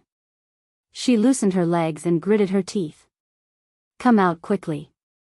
His lips curled into a mischievous smile. He did not do as she wished. Instead, he directly penetrated her. She let out a soft cry out of reflex. Her body trembled as she clung tightly to his embrace. The tightness he felt with his fingers made him involuntarily think of Feng Kuang last night, which almost drove him crazy. He forcefully suppressed the fire in his heart and slowly smeared it. After applying the ointment, Suzaku was already limp in his arms, and he wasn't any better. A certain part of his body was on fire. Considering her body's condition, he could only secretly take deep breaths to suppress his throbbing. Gurgle gurgle. Mika Kito chuckled darkly. Suzaku glared at him. What are you laughing at? Haven't you seen others being hungry before? Mika Kito stroked her hair good-naturedly. Don't be angry. The waiter will send the food over right away. The waiter pushed the dining cart and sent a sumptuous dinner to the living room. After washing up, the two of them wore bathrobes and sat at the dining table to enjoy a candlelit dinner. He considerately helped her cut the steak, poured wine for her, and gazed at her with a gentle and doting smile. All of this was so beautiful that it felt like a dream.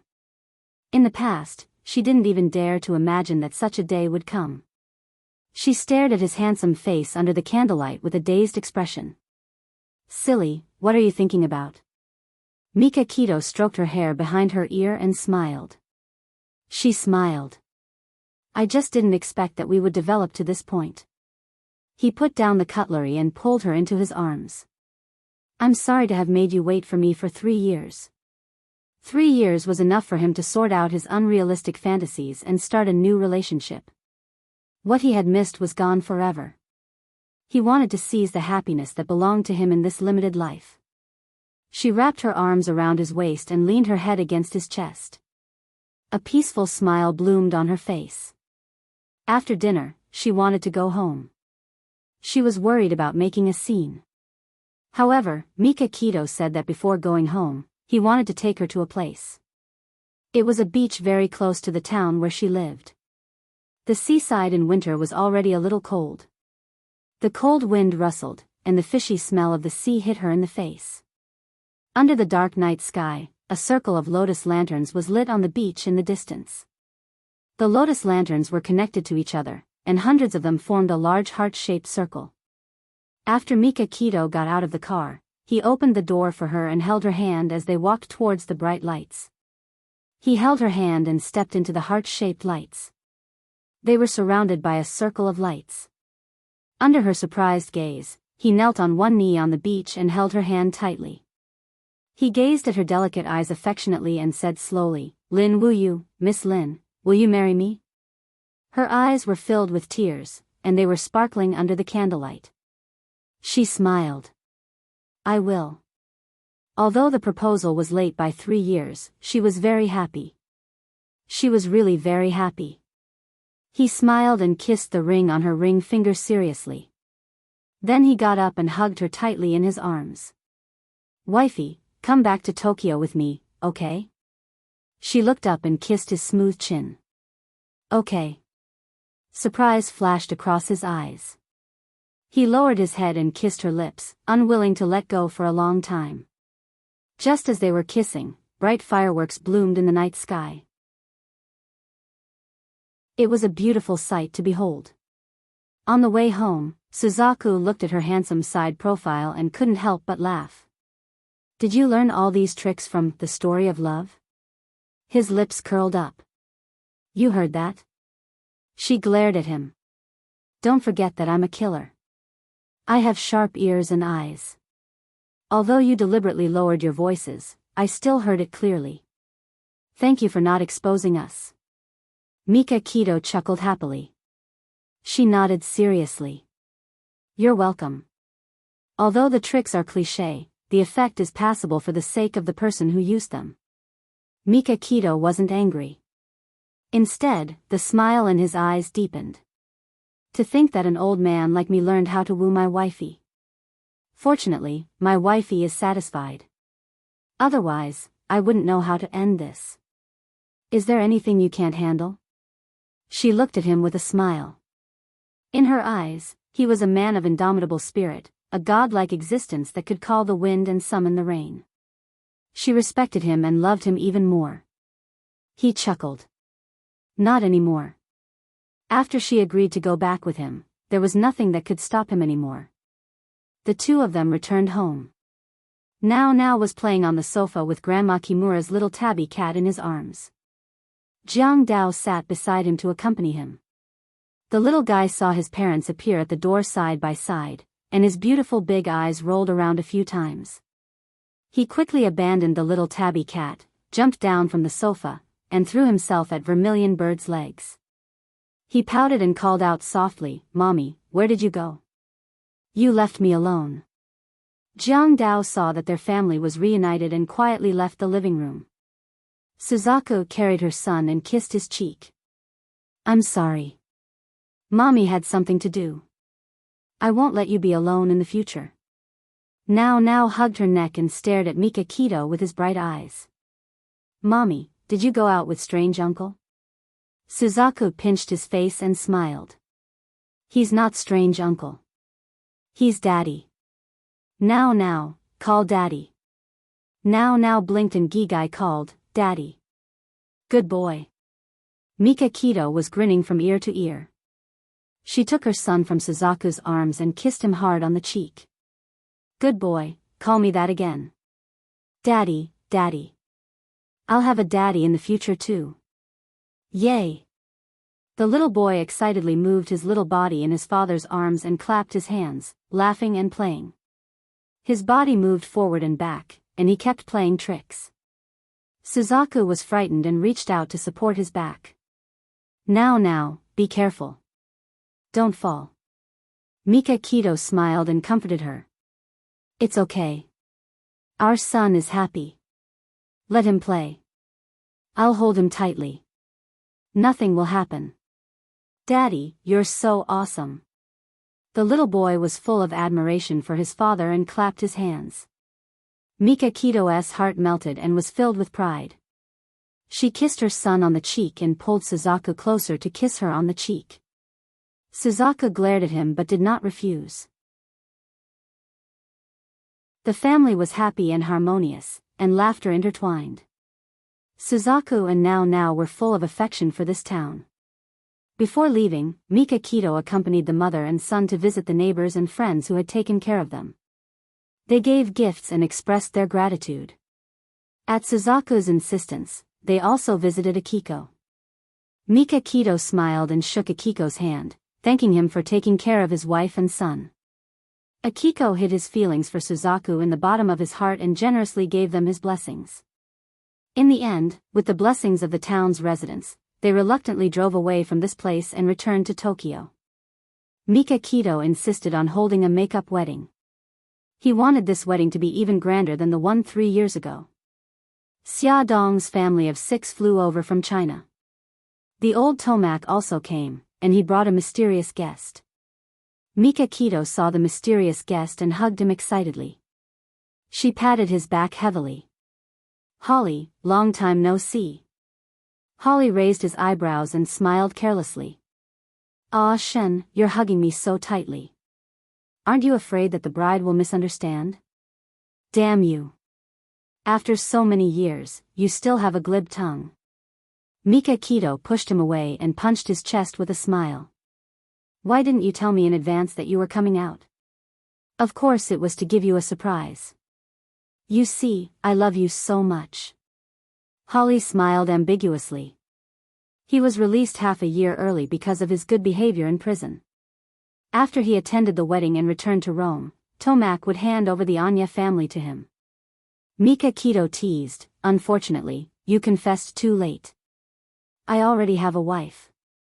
Xia Dong shrugged his shoulders impatiently. "That's enough, you guys. I'm getting goosebumps." Ha ha ha, everyone burst into laughter. Miyamoto Hanzo appeared out of nowhere, his goatee curling up. "Hurry up, it's almost time." "Ah Shen, hurry up and welcome the bride." Hiroshi Kitato had his hands in his trouser pockets, and a pure and beautiful girl was holding his arm. The two of them were like a golden boy and jade girl. They were a perfect match and even spoke with tacit understanding. They said in unison, "Uncle Hanzo, run slower. Don't fall." After the two of them finished speaking, they smiled at each other and made cute faces at each other. They were so sweet to the bone. Miyamoto Hanzo pretended to be angry and glared at the two of them. "Boy Yuan, girl Xianyu, listen carefully. I'm still young. How can I fall?" The girl called Xianyu was Ayuan's girlfriend. She wrinkled her little nose and stuck out her tongue at Miyamoto Hanzo. "Uncle, don't be angry. We're just joking."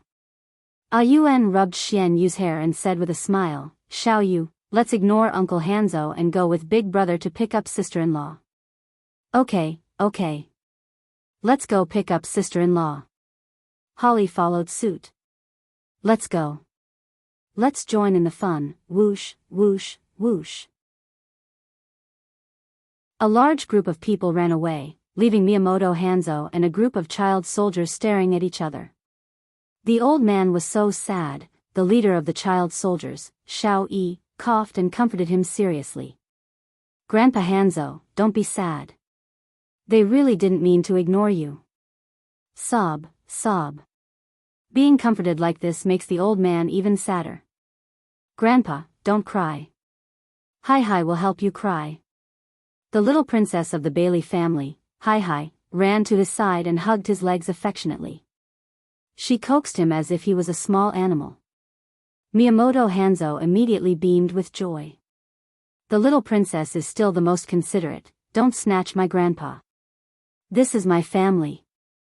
The little devil of the Beitang family, now, rushed over with his hands on his hips. He glared at Miss, who was a few years older than him, with dissatisfaction. In just a short month, he had been spoiled by the Yamaguchi Gumi. They liked to label everything with the words, "my family. My mommy, my daddy, my doggy." Hai also had her hands on her hips. She lowered her head and looked at the little guy who was half a head shorter than her. She snorted in disdain. "Petty. You're not gentlemanly at all." Now's little face flushed red. "You're so fierce.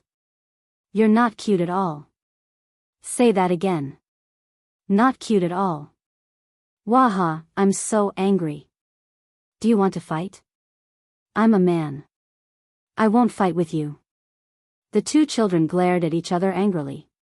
Miyamoto Hanzo didn't know whether to laugh or cry. Xiao Yi and Xiao Bao were watching the show from the side. They weren't worried about their little princess.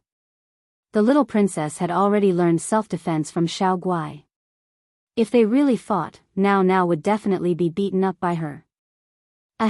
They weren't worried about Now either. Although Hai was very fierce, she was actually very soft-hearted and wouldn't really beat Now. A melodious wedding march sounded. Xiao Guai quickly ran between the two little guys and said, "Stop fighting. Look, the bride and groom are here." Everyone quietened down as they cast their gazes at the couple who slowly entered with the music. They were dressed in white wedding gowns and white gowns. They looked holy and perfect like gods as they stared at each other with deep affection. They had knowing smiles on their faces as the sun shone on them, writing a love that would last until the end of time. Come and see, Songshu 566.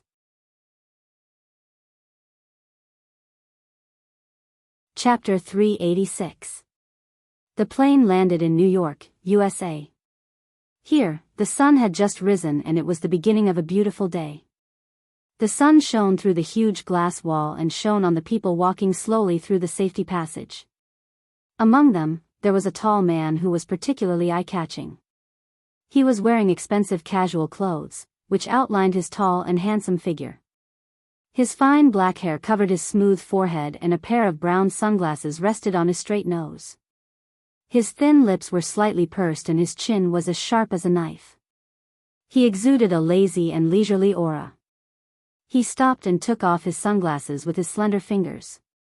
His long and narrow peach blossom eyes were slightly raised as he looked around. His face was so beautiful that it took one's breath away. "President, a blonde handsome foreign man waved at the man. Bailey Yun's lips curled up slightly as he dragged his suitcase towards his assistant, Kelly, who had come to greet him. "President, thank you for your hard work." Kelly took the suitcase from him and said respectfully, "The driver is already waiting outside the airport." Outside the airport, a silver Porsche had been waiting for a long time. Kelly opened the car door and bent over, one hand guarding the door and the other making an inviting gesture. Bailey Yun sat in the car and leaned comfortably against the soft seat. He took off his sunglasses and brushed his black hair that was slightly covering his eyes. There was a hint of melancholy in his charming almond-shaped eyes. Li Duobao, this bad girl, was still hiding from him. When he had just gotten off the plane, he had called her again, but her phone was still turned off. Bailey Yun's slender fingers tapped on the leather seat. He collected his thoughts and looked at Kelly. "Is there anything important going on in the company recently?" "Vice President, we have negotiated a cooperation with Genesis High-Tech Software. This is the draft agreement." Kelly handed a contract to him. Bailey Yun's eyes narrowed as he carefully read the document in his hand. If this cooperation was successful, he would be able to enter the China market faster. On the other side, Li Duobao was awakened by the dazzling sunlight. She rubbed her messy hair and sat up from the bed. Wrapped in the quilt, she lazily stared at the furnishings in the room. She used 2 seconds to wake herself up. She patted her cheeks and told herself that she was in a hotel, in America. God, after working overtime for days, she couldn't even tell where she was. She glanced at the bedside clock. It was already past 9 o'clock. She stretched lazily and wore the plaid bear pajamas to wash up in the bathroom. After tidying up, she turned on her phone. Dozens of messages and missed calls poured out. The names showed that they were all from one person, Bailey Yun. Li Duobao couldn't help but think of his confession that day, and her heart started to beat faster again. She bit her lip and opened the message he sent. "Li Duobao, why are you avoiding me? Li Duobao, don't ignore me, Li Duobao of Li Duobao. Li Duobao, you despicable woman. I'm going back to America. Will you die if you talk to me? Li Duobao, where are you? I'm worried to death. Li Duobao, I'm worried about you. Tell me, are you doing well now? Li Duobao, I'm leaving. I won't give up. I'll keep chasing you until you agree to me." The last message he wrote was, "Li Duobao, I like you. I like you very much." Li Duobao looked at these messages in a daze. His anger, his helplessness, his anxiety, and his deep feelings were all conveyed to her through these short messages. She couldn't help but think of the time she spent with him. Although it wasn't long, it was full of laughter and sweetness. She hesitated for a long time. Her slender fingers rubbed the phone screen. In the end, she clicked on a reply, "I'm in New York. I'm fine." In less than 2 seconds after the message was sent, he called her. He sounded anxious. "Li Duobao, why are you avoiding me these days?" She bit her lip. "I'm not avoiding you. I'm very busy at work." Bailey Yun's tone sank. "Why didn't you pick up my call?" She muttered softly, "I'm used to switching off my phone at work." He seemed to have been injected with chicken blood. His tone suddenly rose, and he was overflowing with excitement. "So you're not avoiding me on purpose?" Li Duobao mumbled, Actually, it was a little intentional.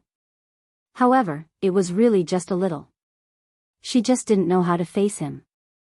Bailey Yun took it as her acquiescence and was elated. "Where are you?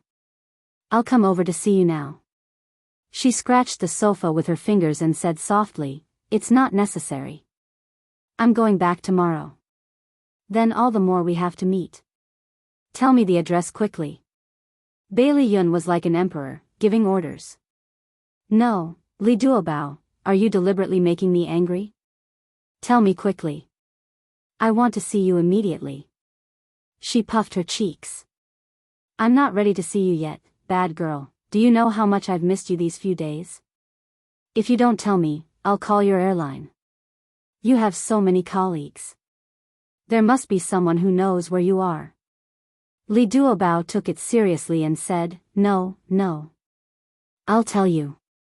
I'm at the Hilton Hotel. She didn't want everyone to know about this. Be good. Don't hang up first. On the other end of the phone, Bailey Yun chuckled. He then instructed the chauffeur and put the phone to his ear. What are you doing now? Li Duobao touched her nose, and there was a touch of shyness on her face. I just woke up. His tone was gentle. Have you not eaten breakfast yet? She replied with an Are you hungry? I'm not very hungry yet. Then wait for me for another 20 minutes. Let's have breakfast together. Shi Gigai replied with an Oh. Her voice was so soft that it fell on Bailey Yun's heart like cotton candy. His narrow foxy eyes were filled with smiles. Wear more clothes. It's a little cold outside. Got it. His voice was so gentle that it could drip water. She blushed even more. She bit her lips and lied uncomfortably. I'll hang up first. I have to call my mother to tell her that I'm safe. Although he was a little reluctant, he still let her hang up the phone. He played with his phone in his hand and urged the chauffeur, drive faster. Li Duobao patted her cheeks in front of the mirror and slowly exhaled.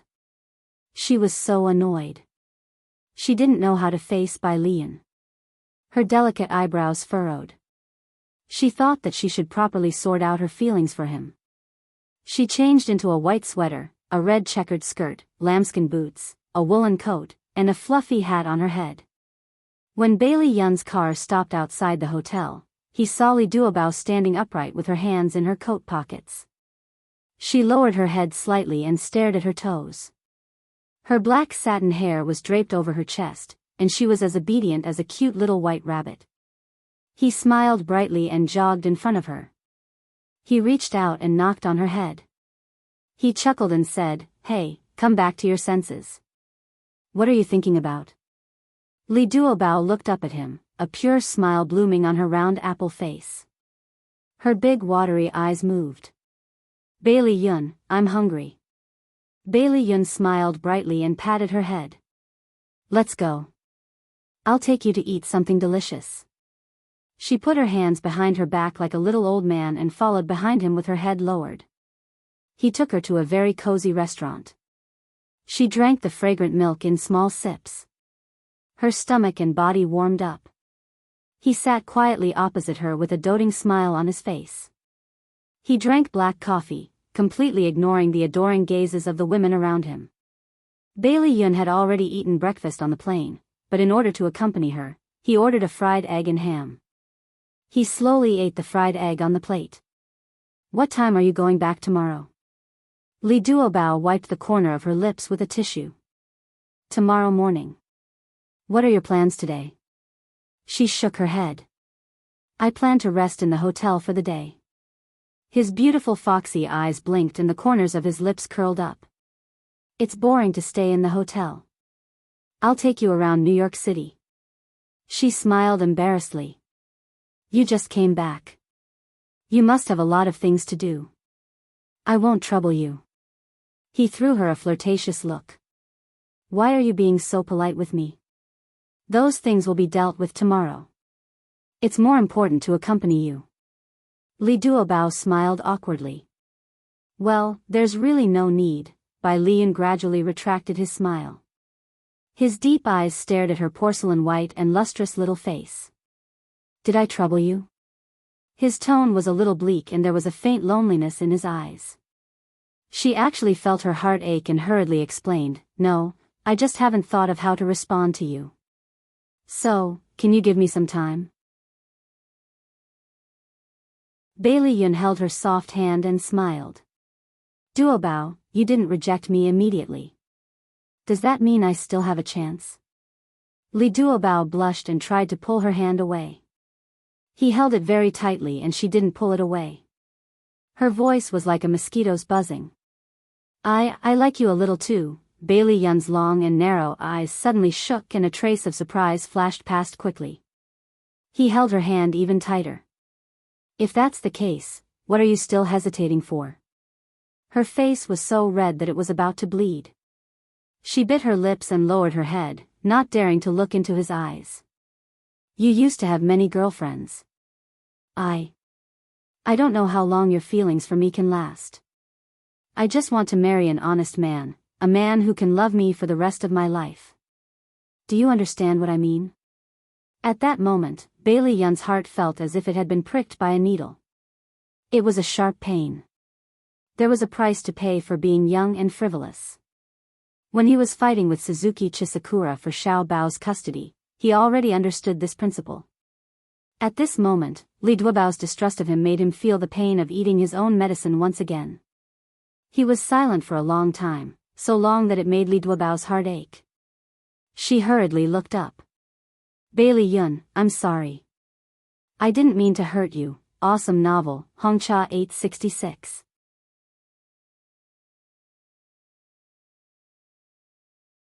Chapter 387.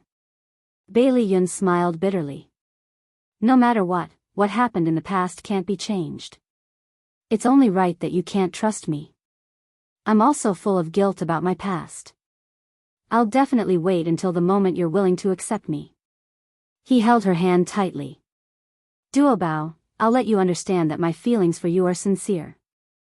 If I had known that I would meet you, I would have kept my chastity for you. The words, keep your chastity, might be an exaggeration, but it deeply hit Li Duobao's heart. Her heart trembled. In his eyes, she saw determination and affection. However, Yu Yu once said that men were the best at lying. Li Duobao thought for a moment and said, I still can't give you an answer immediately. Bailey Yun, let's start as friends, okay? She raised her small face, her eyes as clear as crystals. Bailey Yun let go of her hand and smiled. Okay, I said that I'll give you time until you accept me. The corners of her lips curled up high, and her face was filled with a bright smile. She clasped her hands together with an expectant expression. Then what are we going to do today? You said just now that you're going to take me out for a walk. Bailey Yun chuckled. This girl's thoughts jumped really quickly. However, she didn't want him to accompany her just now, but now she changed her mind. It could be considered an improvement. His pair of beautiful foxy eyes curved, and he used his finger to poke her perky little nose. He said dotingly, I know you like to play, so I'm playing with you today. You can go anywhere you want. I don't know where to go. I'm not familiar with this place at all. Li Duobao frowned in distress. Bailey Yun raised his eyebrows and smiled. Then come with me. There's a cosplay comic today. Really? That's great, I like it the most. Then let's go quickly. Otherwise, there will be too many people and we won't be able to squeeze into the exhibition hall. Li Duobao's eyes lit up, and her face was filled with excitement. Bailey Yun's lips curled up, and he was in a good mood. Through this period of time together, Bailey Yun had already understood her personality. She was naive and cheerful, and her personality was like a child's. The things she liked were more childish, such as amusement parks, horror cities, anime, and so on. As for the shopping and beauty that other girls liked, she was uninterested. Therefore, after understanding her personality, it wasn't difficult to cater to her interests. On the way to meet Li Duobao, Bailey Yun had already checked the news. After finding out that there was a Comic-Con, he found a way to contact with the organizer to obtain a certain amount of preferential treatment. For example, they did not need to line up and could directly enter the exhibition hall through the VIP channel. The scene of the expo was very grand. Not only was it a carnival for anime fans, but it was also a platform for the anime industry from all over the world to display and communicate with each other. The world's top cosplay teams and cosplay experts were gathered here, as well as internationally renowned anime artists, scriptwriters, directors, voice actors, and so on. The exciting and explosive scene ignited the enthusiasm of anime fans and shocked their visual nerves. It was Li Duobao's first time attending such a grand Comic-Con. She screamed excitedly with the crowd around her, shouting for her favorite anime characters and manga artists. Her round face was full of smiles, and she was in high spirits. Her passionate appearance was like a bright ray of sunlight, stored in Bailey Yun's heart, making him reluctant to let her go. There were many people at the scene. Bailey Yun was worried that she would be squeezed by others, so he stayed by her side to protect her. He used his arms and chest to draw a protective circle for her, allowing her to be wholeheartedly immersed in her happiness. Bailey Yun, look, cosplay Pirates of the Caribbean, Captain Jack is really like it. It's super stylish. Li Duobao didn't realize that she was in someone's arms at all. She excitedly tugged at someone's arm and pointed at the pirate captain in the cosplay group. Her eyes were full of red hearts. Bailey Yun was jealous, and it was very serious. He looked critically at the cosplayer on the stage. The iconic loose pleated shirt, pirate headband, exaggerated accessories, velvet jacket, and skull badge. The gorgeous mix revealed a strong sense of wildness and rebellion, especially the pair of deep eyes. They were unruly and arrogant, very similar to the characters in the original work. He snorted disdainfully. The cosplayer's figure wasn't as good as his. If he went on stage, the effect would be better. Bailey Yun glanced at Li Duobao with dissatisfaction. Her hands were clasped together and her eyes were full of red hearts. The jealousy in his heart grew stronger. He put his arm around her shoulder and dragged her out of the exhibition area. What are you doing? I haven't seen enough. Li Duobao waved her arms and struggled. Let's go over there. Don't you like horror movies? There's a Silent Hill cosplay over there.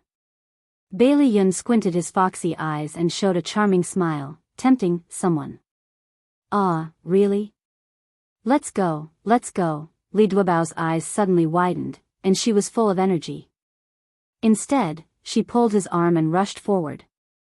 After a few steps, she suddenly stopped and turned her head. She missed someone's triumphant smile. She was confused. Bailey Yun, aren't you afraid of ghosts? Won't you be afraid of cosplay? No. Bailey Yun was in a good mood. He rubbed her hair. He didn't expect this girl to still remember him at this time. Really, won't you be afraid? Silent Hill is very scary. Li Duobao confirmed with him seriously. Really, I won't be afraid with you by my side. Let's go. Bailey Yun smiled warmly. He held her hand and walked through the crowd to another exhibition area. Li Duobao tilted his head and looked at his handsome side profile. A smile bloomed on his lips. Bai Liyun, thank you. I'm very happy today. Bailey Yun turned his head and winked at her. As long as you're happy. Look, don't we look like we're on a date now? She mumbled, if you say so, then so be it. He blinked his eyes and moved his handsome face closer to her. What did you say? I didn't hear you clearly. She was shocked when his face suddenly enlarged in front of her. She reached out to cover his face and pushed it back gently. It's fine if you didn't hear me. I didn't say anything. Little rascal, you just said it. Don't you want to admit it so soon? He allowed her soft little hand to rest on his face as he spoke with a light smile. As his lips opened and closed, the moment his lips touched her palm, a wave of numbness suddenly rippled out from the place where he touched her. Li Duobao hurriedly retracted her hand like a child who had done something wrong. She looked around frantically and refused to look at him. The girl was so shy that Bai Liyun didn't want to push her too hard. He didn't want her to hide herself like an ostrich. He grabbed her hand as if nothing had happened and changed the topic with a smile. Duobao, what's your favorite anime character? Li Duobao said without hesitation, Crayon Shin-chan. Bailey Yun coughed. Let's change it. A man. An adult. She chuckled. Toho Shirsi, a character from the anime Silver Soul. Looking at this girl's shy appearance, Bai Liyun's heart was filled with jealousy. Well, it was Tsukada Shirsi. While she was watching the cosplay show with great interest, he quietly took out his mobile phone and searched for him on Baidu. It turned out that he was a hot-tempered and cold person, but he was upright and very popular with women. Bailey Yun secretly remembered it and pressed Li Duobao's head gently. Duobao, who's your favorite female anime character? Li Duobao's eyes were fixed on the performance on stage. She took the time to answer him. Kagura-chan. What's Kagura-chan? Bailey Yun continued to baidu secretly. Oh, so she's also a character from Silver Soul. She's a loli wearing a China-style red cheongsam. She looks innocent and cute, but she's actually very strong. She also has a very strong stomach. When she's hungry, she can swallow a cow. She's definitely talking about her. Bailey Yun raised his foxy eyes slightly, and his lips curled into a smug smile. He seemed to be thinking of something. Ladies and gentlemen, please be quiet. After the performance, the host appeared with a microphone. Today, in order to thank everyone for coming, we have specially prepared a small program. We will select a man and a woman from the audience as guests. The selected guests will have the honor of experiencing the real-life cosplay provided by us for free. No matter which anime or movie character you want to cosplay as, we can fulfill your wish. Now, please raise your right hand and let me see your desire. Wow, that's great. I want to participate. Choose me, please, you must choose me. Everyone in the venue was excited. Li Duobao's blood was boiling, and her face was glowing with a different kind of expression. She hugged Bai Liyun's arm and cheered, "This is so fun. I want to participate too." Bailey Yun's lips curled. Okay. But there are so many people. I might not be chosen. Li Duobao looked around. There was a sea of people, and everyone was raising their arms high and shouting, "Choose me." She was immediately discouraged. Bailey Yun smiled brightly. You'll definitely be chosen. Believe me, I'm a prophet. She stuck out her tongue playfully. I won't believe your prophecy. I'll let you see that my prophecy is correct. Bailey Yun grabbed her right hand and raised it high in the air. The host exclaimed, "Wow, so there are so many people who want to try. Unfortunately, we only have 2 spots. Who are these 2 lucky fellows?" Here, many people couldn't hold back and shook their right hand hard. The host shrugged. I really want to give the enthusiastic friends over there a chance. Unfortunately, the decision is not in my hands. Let's welcome the organizer's person in charge, Mr. John. Ad Hongcha 866.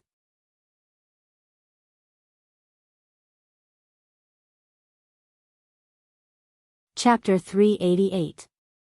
A man in his 40s slowly walked onto the stage and exchanged a few words. His gaze slowly scanned the venue.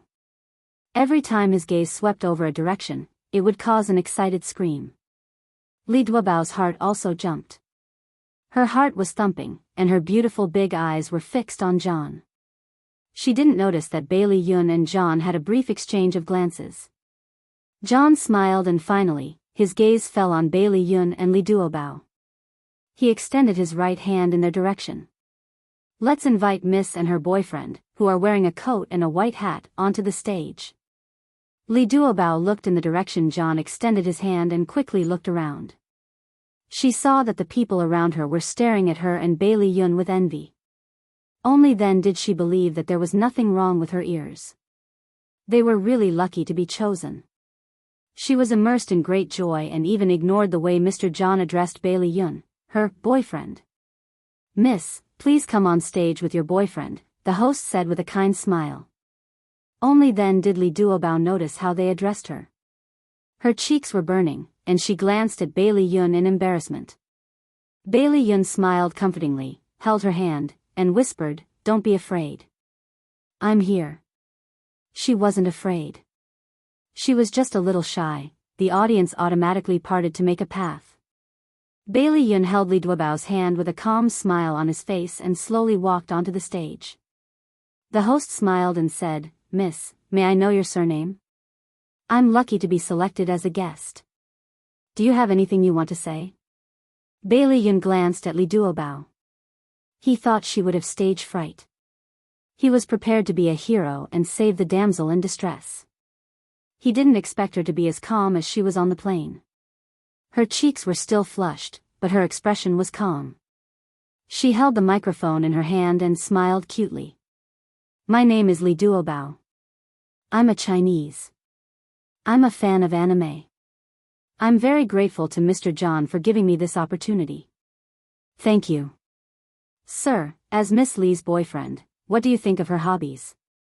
The host raised the microphone in front of Bailey Yun. Raising his brows, Bailey Yun humorously replied, Thank you for your recognition. Actually, I'm not Duobao's boyfriend yet, but I'm working towards that identity. There's an idiom in China called, love the house, love the crow. It means that if you love someone, you have to love the crow on her roof as well. I even love the crow on her roof, let alone her interests and hobbies. There were many Chinese in the audience. When they heard his teasing confession, they all cheered and applauded for him. Some people even whistled and shouted in Chinese, together, together. Bailey Yun confessed in front of so many people. Li Duobao was so embarrassed that his face turned red, but his heart was as sweet as honey. Although the host didn't understand Chinese, he roughly understood what the audience meant.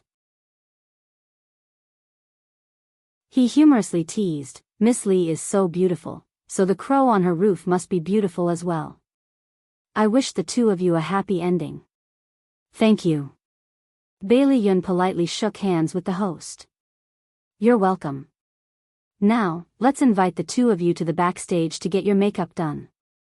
The staff led Bailey Yun and Li Duobao to the backstage dressing room. There were many dressing rooms here, and the names of the countries were pasted on the door. The staff led them to the dressing room of the Japanese cosplay team. Stepping into the dressing room, Li Duobao was so happy that she almost fainted. She saw many famous cosplayers, and they were all wearing costumes from anime characters. They were sitting in front of the dressing mirror and putting on their makeup. There were several rows of cosplay costumes in the room, and there were all kinds of styles. The leader was a very handsome man, and he was also a famous cosplayer. He was very enthusiastic towards Bailey Yun and Li Duobao. He asked the female assistant to lead Li Duobao to the girls' dressing room, and he personally led Bailey Yun to the men's dressing room. The leader's slender fingers supported his chin as he smiled. Mr. Bailey, who do you want to cosplay as? I personally suggest that you cosplay as Sha Shengmaru. Your temperament is closer to him. Bailey Yun sat in front of the dressing mirror and looked at the leader through the mirror. He smiled. Thank you for your suggestion, but I already have a target. More than an hour later, after the makeup artist's meticulous work, Bai Lian's style was completed. The leader looked at him carefully and his face was full of surprise. Mr. Bai Lian, if you want to join our team, we will welcome you very much. The corners of Bai Lian's lips curled up. I appreciate your good intentions. So, my current appearance is considered very successful? Of course, it's very successful. This is the best cosplay of this character that I have ever seen. The leader did not hide his admiration for him. Bailey Yun smiled happily and touched his thin chin. With his current appearance, he should be able to charm that little girl. The sound of footsteps could be heard, and Li Duobao, who had finished cosplaying, appeared. Bailey Yun slowly turned around, wanting to give a certain someone a surprise. In the end, before the other party could be surprised, he was the first to be shocked. His eyes widened slightly as he looked at Li Duobao, who was standing not far away. She was wearing a white and black striped uniform and a pair of riding boots. Her hair was short, and her thin bangs slightly covered her slightly blood-red eyes. Under the hairstyle, her nose was high, and her chin looked sharp. When she smiled, the sharp teeth in her mouth were revealed. If he guessed correctly, she should be cosplaying as a vampire, and it was a man. No, Bailey Yun comforted himself. Perhaps it was just a man who looked like Li Duobao. However, the man, who looked like Li Duobao, shattered his fantasy. She had a surprised smile on her face as she jogged in front of him. It's Jushiro Kikata. Bailey Yun, you actually cosplayed as Jushiro Kikata. That's great. Bailey Yun was wearing a black Japanese-style bathrobe. The collar was slightly open, revealing his delicate collarbone and a little bit of his chest. His hairstyle was exactly the same as Jushiro Kikata in the anime. In order to portray his smoking characteristics, Bailey Yun's slender fingers held an electronic cigarette. His eyes were deep, as if he was thinking about an important life question. Bailey Yun's mouth twitched. Didn't you say that you liked Kagura? Why did you cosplay as a man? Li Duobao chuckled. Kagura is only 13 or 14 years old. If I cosplayed as her age, it wouldn't be suitable. Actually, I always wanted to cosplay as a vampire, so I cosplayed as a vampire knight. Isn't it handsome? Bai Lian silently cried in his heart. Handsome, very handsome. The feeling of her pretending to be a man was actually quite good. However, he wanted to stand together with her as a man and a woman, not as two men. Ah, bastard. Li Duobao didn't understand the pain and struggle in Bailey Yun's heart at all. She nervously and embarrassedly twisted her fingers. Bailey Yun, can I hug you? Bailey Yun was ecstatic, and the knot in his heart was swept away. However, her next sentence made him feel that his life was bleak again. I really like Jushiro Kikata. You cosplay as if a two-dimensional character came to life in the third dimension. She blinked her wet eyes and said pitifully, so, can you let me hug you? Bai Li Yun was about to suffer internal injuries. Why was it that when he, a handsome and confident man, stood in front of her, she had never been infatuated with him?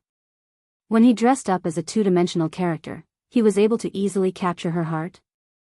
However, seeing that she was hugging his body, Bailey Yun felt a little more comfortable in his heart. He generously opened his arms and said, come. Thus, the vampire knight happily threw herself into Jushiro Kikata's arms. If one didn't look carefully, it would be two men hugging each other affectionately. This scene was seen by everyone in the dressing room. Some people kindly jeered, some people found it funny and whistled, and some people quickly took photos of this gay scene with their phones. Sorry to disturb you. The host's assistant knocked on the door of the dressing room and walked in. His eyes rolled twice on the hugging men and finally landed on the head. He asked in surprise, Head, Mr. Bailey and Miss Lee, are they not ready yet? The head laughed out loud and pointed at the men. They are ready. The assistant was so shocked that his eyeballs almost fell out. Li Duobao raised her head from Bailey Yun's arms, raised her hand, and laughed. I am Li Duobao. If the two of you are ready, please follow me to the front desk. The assistant coughed. He thought that it was two men, but it turned out that he misunderstood. Under the introduction of the host, the two of them made a grand entrance. What greeted them was the screams of the anime fans. Obviously, their cosplay exceeded the expectations of the anime fans. Bailey Yun wore a black bathrobe and wooden clogs on his feet, revealing a part of his calves. His exquisite and perfect facial features had a cold and elegant seduction. He had half a cigarette in his mouth and his eyes were slightly downcast. When everyone's eyes fell on him, he suddenly raised his eyes and stared fiercely at them. He arrogantly shouted, I am the deputy head of the Truth Group, Jushiro Kikata. The anime fans screamed wildly and were so excited that they almost fainted. There was only one voice in the entire venue like thunder. Jushiro Kikata. Jushiro Kikata. I love you. When Li Duobao came on stage, her role as a vampire knight also attracted crazy cheers. As a stewardess, she was tall to begin with. Coupled with the effect of the stylist's uncanny workmanship, almost no one would suspect that she was a woman just by looking at her appearance. She hid the signature sweet smile on her face and showed her cold and taciturn side. The loneliness and sadness in her eyes broke the hearts of many women. Someone in the audience shouted, Jolan Shu-sama and Jushiro Kikata kiss, please applaud. The applause was like thunder and the audience shouted, kiss, kiss. Beauty novel, Shinwoo 799.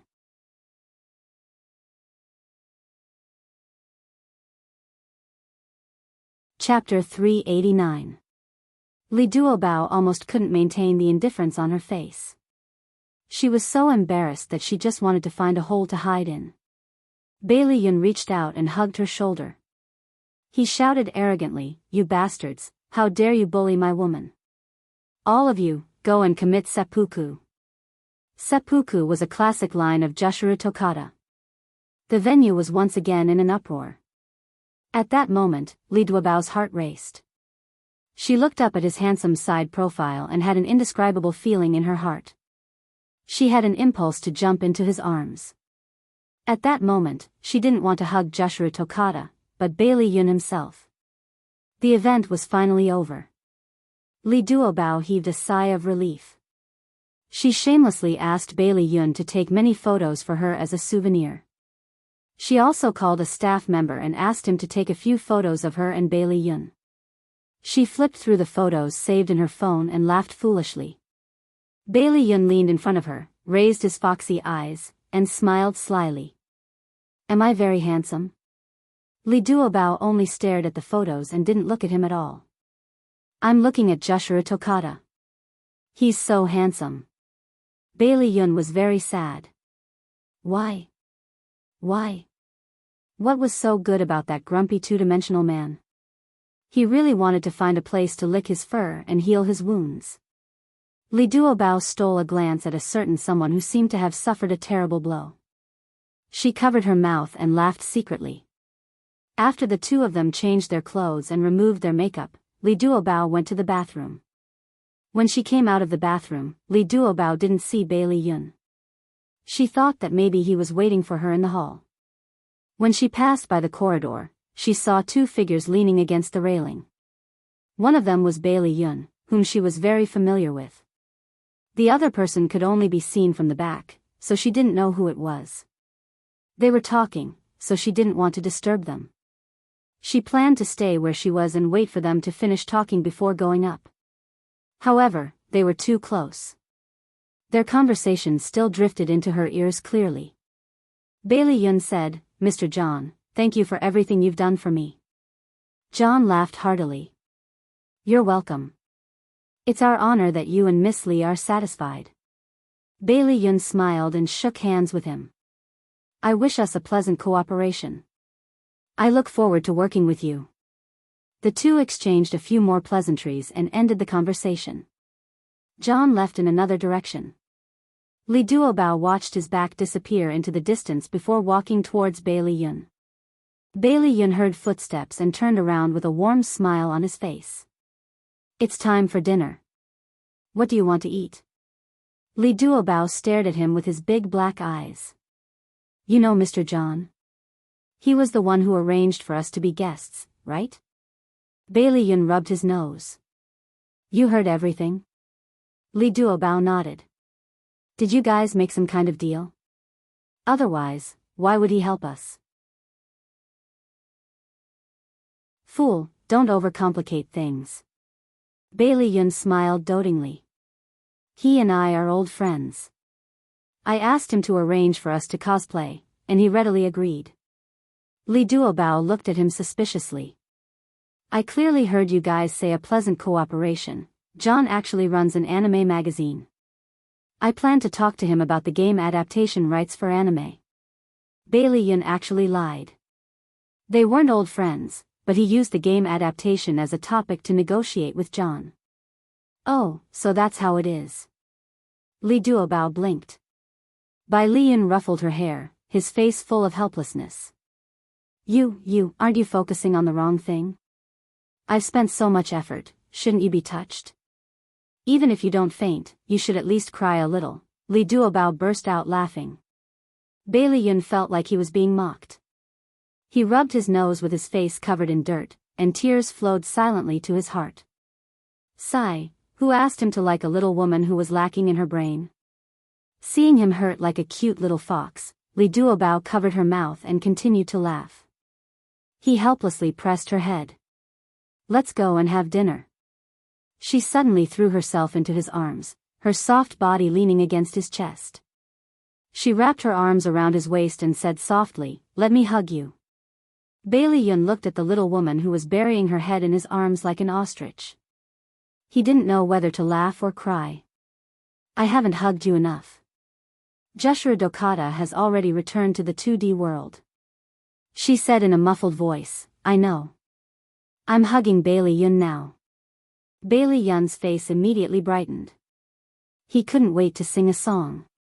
He unceremoniously wrapped his arms around her slender waist and smiled happily. Please don't stand on ceremony. You can hug me as long as you want. Go to hell. Don't take advantage of me. Li Duobao pushed his chest and said with her cheeks puffed up, I've hugged you enough. Let go of me. Unreasonable little baddie. Although he muttered unhappily, Bailey Yun still let go of her gigai. Li Duobao snickered.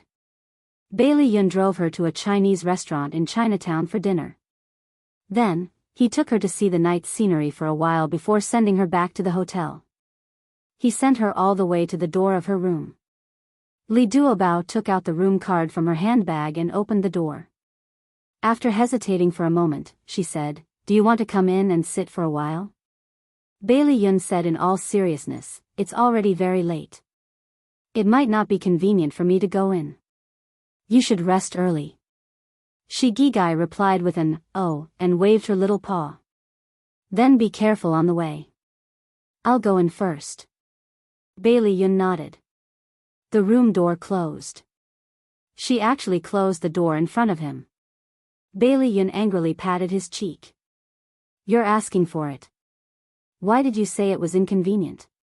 Just go in and sit for a while. He stood at the door dejectedly for a while.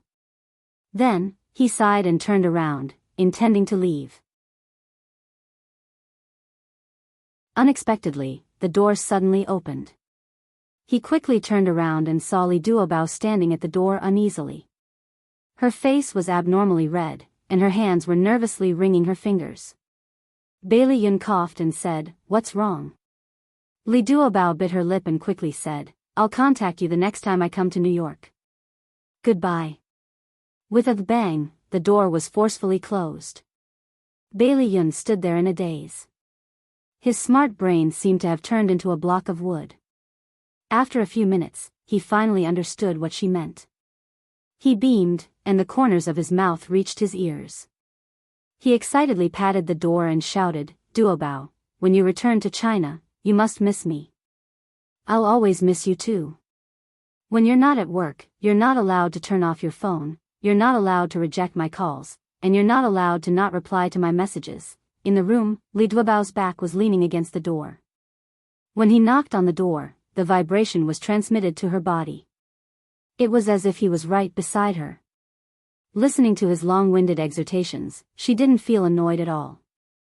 She cupped her burning cheeks with both hands and chuckled. Duobao, I'm leaving. Have a good rest tonight. Good night. The sound of knocking on the door finally stopped, and the conversation on the other side of the door also stopped. Bai Lian muttered in a low voice, I really hope that girl will suddenly jump out and give me another hug. Unfortunately, Li Duobao didn't fulfill his wish this time. However, she softly replied, Good night. Unfortunately, he didn't hear it. It was quiet outside the door. Li Duobao opened the door and took a look. The corridor was empty. Bailey Yun had finally left.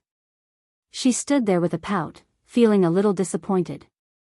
Bailey Yun stood at the end of the corridor and quietly poked his head out. When he saw the little woman standing at the door in a daze, the corners of his lips curled up. He suppressed the urge to run back and hug her. He hid behind the wall until she returned to the room and locked the door. Oh, you've fallen quite deeply, Bai Lian muttered in a low voice as he raised his hand and patted his forehead. For Bailey Yun, there were two things that were the most torturous. One was seeing Xiao Bao once a month. Sometimes, he missed her so much that he couldn't sleep. The second was his long-distance relationship with Li Duobao. She would stay in New York for 2 days almost every half a month. When she wasn't in New York, or when there was no way to contact her while on a flight mission, it was a kind of torture for Bailey Yun. There was only one way to relieve the pain of lovesickness, and that was to work hard and enter the China market as soon as possible. When the time came, he would stay in City A and marry Li Duobao. His wife and son would warm the bed. Everything would be perfect. Bailey Yun touched his chin and planned for the future. He worked even harder. Japan. Matsuda Industrial Group's CEO's office. Suzuki Chisakura sat in the office chair. There was no expression on her delicate and beautiful face. Her eyes stared coldly at the two men in suits who were bent over the desk. The stagnant atmosphere was suffocating. Pa. She suddenly slammed the desk and said coldly, "Why didn't you tell me about this earlier?" The two men bent even lower. One of them replied, "When we found out about this, you had already ordered to withdraw the surveillance on Bailey Yun and his family. We thought it wasn't important, so we didn't report it immediately." B** starred. Suzuki Chisakura's phoenix eyes turned cold. She exuded a vicious aura. "Your mission is to report everything you find out to me, not to judge for me what's important and what's not. If you can't even do this, what's the point of me keeping you?" If she had known that Bailey Yun was in contact with Li Duobao, and if she had known that Bailey Yun cared about Li Duobao, she could have used Li Duobao to threaten him. Perhaps she would have won the battle for Xiao Bao's custody. "We're very sorry. We won't do it again." The two men bowed deeply. The man who replied earlier said, "Madam, please give us another chance. We won't let you down." Suzuki Chisakura's breathing steadied. She raised her hand to tuck her hair. A vicious look flashed across her eyes. She said indifferently, "Okay, I can give you another chance. I hate that woman called Li Duobao. Teach her a lesson." Ad Shinwu 799.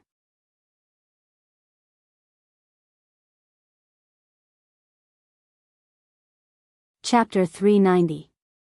The two of them answered in unison, "Yes." Suzuki Chian Sakura's eyes flickered as she continued, "Didn't you say that she's flying to New York?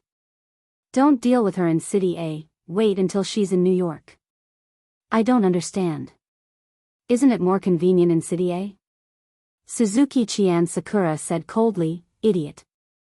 If something happens to Li Duobao in City A and her parents report it, the police will definitely investigate. If something happens to her in a foreign country, who will care about her?" "Understood." Suzuki Chian Sakura looked at their backs as they left. Her lips curled into a cold smile. "Bailey Yun, not only did you not care about our past relationship, you even took my son away from me and ruined my plans. I won't let you and your mistress have it easy." Li Duobao didn't know that a crisis was approaching her. After returning from New York, she rested for 2 days and then flew to England. Next, she would fly to New York. During this period of time, Bai Lian would call her every day or send her a text message, which made her feel warm and worried. That feeling was very strange. Although she had not agreed to be in a relationship with him, the balance in her heart was already leaning towards him. Li Duobao walked slowly in her beautiful and elegant flight attendant uniform. She dragged her suitcase with one hand and held her phone with the other. There was a sweet smile on her lips. "Okay, I got it. I'm going to start work soon. See you tomorrow." Bailey Yun stood in front of the huge floor-to-ceiling window in his office and looked at the skyscraper opposite. His slender fingers held his phone tightly as he laughed softly. "See you tomorrow, Duobao. I miss you very much." Li Duobao's eyes curved as she replied softly, After ending the call, her heart was still warm. Her colleague poked her with her arm and smiled ambiguously. "Duobao, you have a boyfriend?" Li Duobao blushed. "Don't talk nonsense. We're just ordinary friends." Her colleague teased, "Oh, just ordinary friends. Then why are you blushing?" "I'm not. I saw it clearly, stop fooling around, it's time to board." After more than 10 hours of flight, she would arrive in New York. Thinking that he would be able to see her soon, Bailey Yun's tiredness was swept away. He was rejuvenated and his blood was boiling. He energetically held a department meeting and personally led a team to discuss the cooperation with the mainland manufacturers. "Thank you for taking this flight. I wish you a pleasant journey." When the plane finally arrived in New York, Li Duobao sent the last passenger out of the cabin. After finishing the last bit of work, he and his colleagues took the bus and checked in at the hotel booked by the airline. She had just finished packing when Bailey Yun called. Duobao, have you arrived in New York? I have to meet a very important client later, so I can only come to see you at noon. Li Duobao rolled his black eyes. Sure, no problem. I was just about to catch up on my sleep. By the way, I don't think I've asked you before. What's the name of your company? Bailey Yun chuckled. Alden High-Tech Company. He wanted to say something else, but his secretary knocked on his office door. President, Mr. Smith is already here. He's waiting for you in the conference room. Bailey Yun raised his hand and gestured for him to wait. Then, he said to Li Duobao, Duobao, the client is here. I'll hang up first. See you at noon. Okay, see you at noon. After Li Duobao ended the call, she threw the phone on the bed and ran to the computer table happily. She quickly turned on the computer. She planned to check Bailey Yun's company address and then sneak to his company to give him a surprise. She checked the address, took a shower, and rested for an hour. Then, she took out a set of clothes from her suitcase and changed. She wore a light green windbreaker, a white lace skirt, and a pair of suede boots. She looked youthful and beautiful. She carried a white leather bag in her hand and went out in a good mood. Li Duobao had just walked out of the hotel when a taxi stopped by the road. The driver with a beard took out a photo from his pocket. He looked at Li Duobao and then looked at the woman in the photo. The corners of his lips curled up in satisfaction. It seemed that it was her. Taxi. Li Duobao stood by the road and stretched out her right hand. A taxi slowly drove in front of her. The driver with a beard looked at her casually. Miss, where are you going? Li Duobao opened the back door and sat in the car. She smiled politely. Seagram Building. Thank you. No problem, the driver replied calmly. He started the car and drove further and further away from the hotel she was staying at. Although Li Duobao didn't know much about New York, she used her phone to navigate the route to Seagram Building. So, when the driver deviated from the route, she immediately reminded him, Mr. Driver, you seem to be going the wrong way. That's right, Mississippi. This road can also lead to Seagram Building, and it'll be faster. The driver looked at her through the rearview mirror. She couldn't see his expression because half of his face was covered by his beard, but there was something in his eyes that made her very uncomfortable.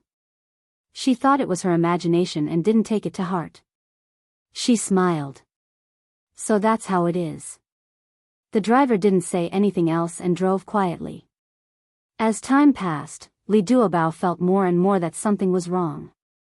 According to the navigation on her phone, they were getting further and further away from their destination.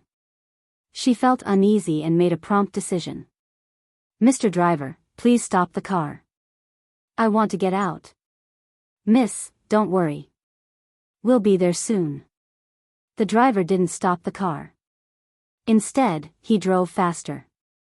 Li Duobao didn't believe him anymore. Her expression changed, and she secretly dialed Bailey Yun's number. After 2 rings, the call was picked up. Duobao, what's wrong? Bailey Yun, the driver suddenly braked. Li Duobao's body suddenly fell forward, and the phone in her hand fell on the car. She quickly bent down to pick it up. The driver quickly jumped out of the driver's seat and quickly opened the back door. Just as she picked up the phone, Bailey Yun's anxious voice came through. Hello, Duobao, what happened? Bailey Yun, save me.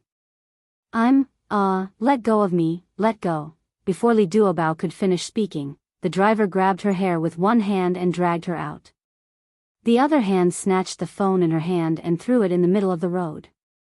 A car sped past and crushed the plane.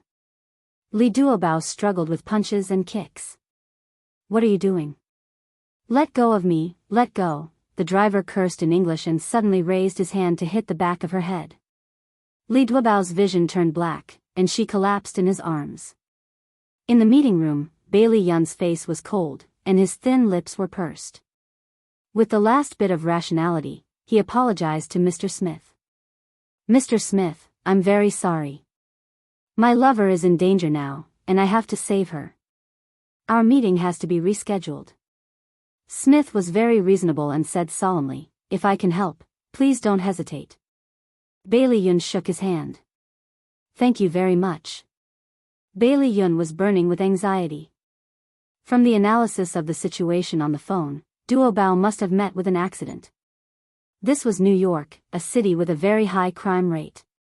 He could hardly imagine what would happen to a weak woman like her if she fell into the hands of criminals. Damn it, why didn't he accompany her? If he had postponed the meeting today, none of this would have happened. Bailey Yun blamed himself and was anxious. He quickly contacted the hotel staff. The hotel said that there was no one in Li Duobao's room. The doorman saw her leave the hotel an hour and a half ago and take a taxi. Bailey Yun asked anxiously, "What's the license plate number of the taxi?" "I'm sorry, our staff didn't pay attention."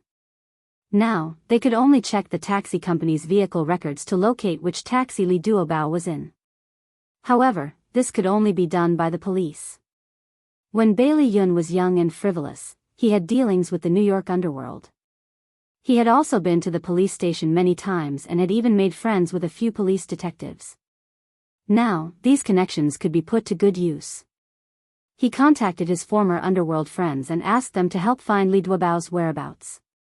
On the other hand, he asked the New York Police Department to come forward and find out that there were more than 10 taxis that had picked up passengers outside the hotel.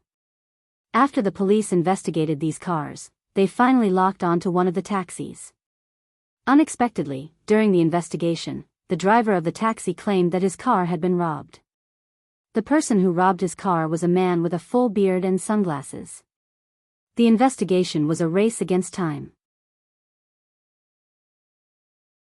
Every second delayed meant that Li Duobao would be in more danger. It was the first time Bailey Yun was so frightened. He tried his best to control his emotions. While waiting for the results of the police investigation, he looked around for ways to inquire about Li Duobao. Li Duobao's head was dizzy. In a trance, she felt someone pushing her body hard. A woman's voice shouted in her ear in English, "Hey, wake up." She slowly opened her eyes and saw the face of a beautiful foreign woman. The woman retracted her hand, straightened her body, and hugged her shoulders with both hands.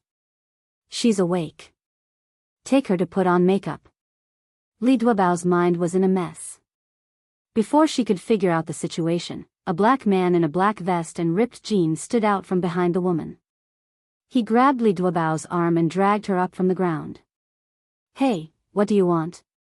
Let me go." Li Duobao struggled and refused to follow the black man. In these few seconds, she quickly looked around and found that she was in a dark room similar to a basement. She must have been kidnapped by the taxi driver and brought here. The foreign woman looked at her coldly.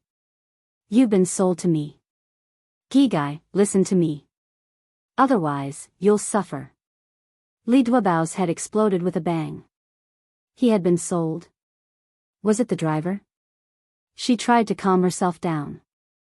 "Who sold me to you? How much? I want to redeem myself." Welfare, Songshu 566.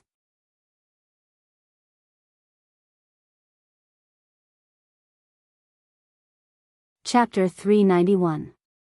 The foreign woman laughed out loud. "Redeem yourself? That's the funniest joke I've heard this year. Miss, you'll soon understand where I am." Li Duobao bit her lips, her eyes filled with determination. In this world, there's no price that can't be negotiated.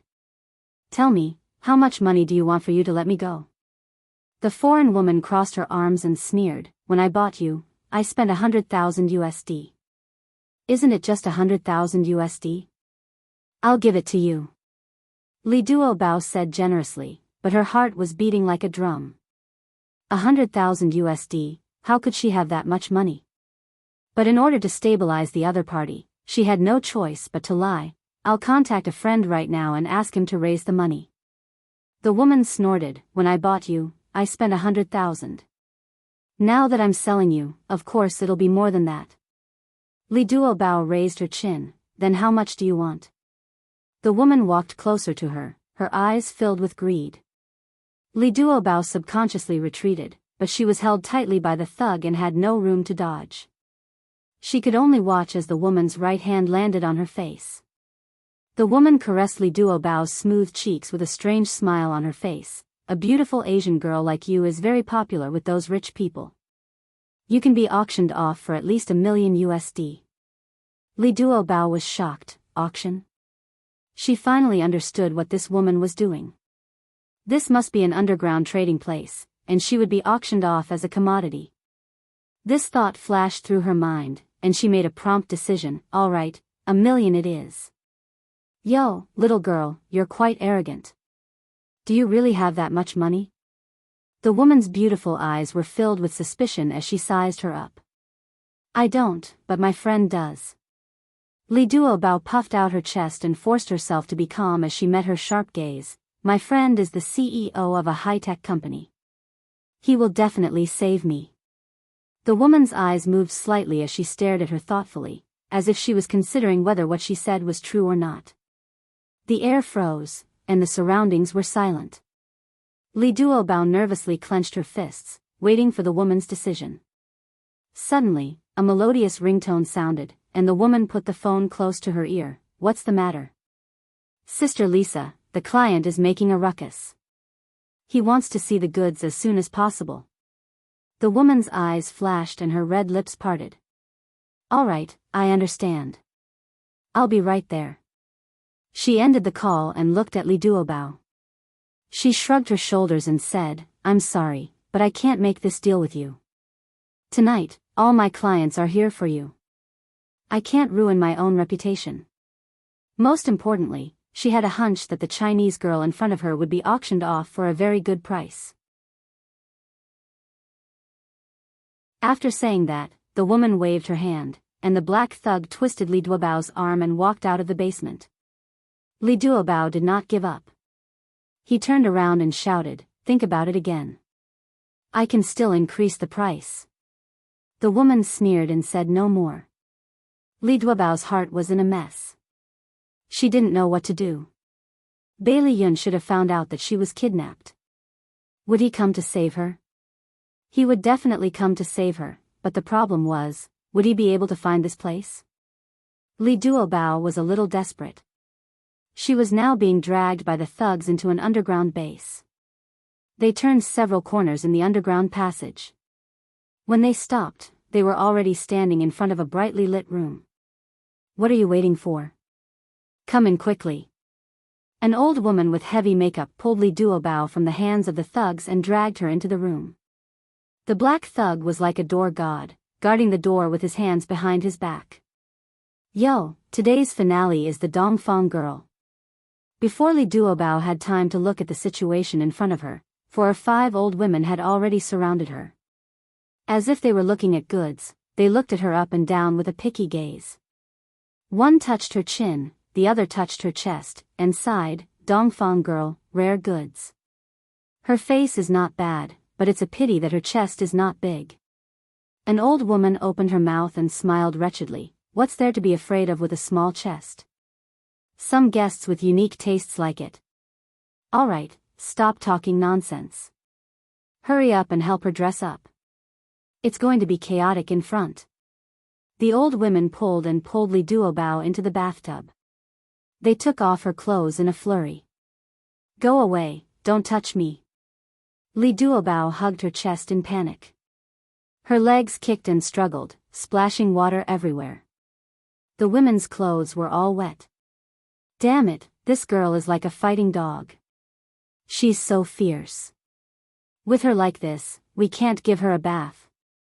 The old woman who looked like the leader cursed and casually called out a person's name. Carolyn, go get that thing and give her an injection. An old woman wearing a sexy red dress with sagging breasts and a wrinkled neck responded and quickly walked to the dressing table. She opened a box and took out a syringe from it. She approached Li Duobao with a strange smile on her shriveled face. Little girl, after you inject this thing, you have no choice but to be obedient. What is that? Go away, Li Duobao opened her eyes wide in panic and struggled with all her strength. "Sisters, hold her down for me." At Carolyn's command, everyone rushed forward and pressed Li Duobao tightly into the bathtub. "No, I beg of you, let me go." Li Duobao's 4 limbs were held down, and she had no room to resist. Tears of panic gushed out of her eyes as she begged for mercy helplessly. However, no one helped her. They all looked at her coldly as she suffered. Carolyn pierced the syringe into her blood vessels, and the transparent liquid slowly injected into her body. Li Duobao leaned against the edge of the bathtub in despair. She didn't know what they injected into her body, but she knew that it definitely wasn't something good. She felt her hearing and vision gradually become blurry, as if she was isolated from the world. Her body felt as if there were 10,000 little worms crawling on it. It was numb and disgusting. Her clothes were stripped off, and her skin came into contact with the cold air. It was so cold that she shivered. Pairs of hands rubbed her body forcefully or used a soft brush to wash her. Her limbs were sore and weak, and she couldn't stop them. She could only passively accept it. After an unknown period of time, a green sea appeared in front of her. She felt as if she was swimming in the clouds, and she felt as light as a feather. The scene changed, and it became a beautiful field under the setting sun. She and Bailey Yun strolled hand in hand.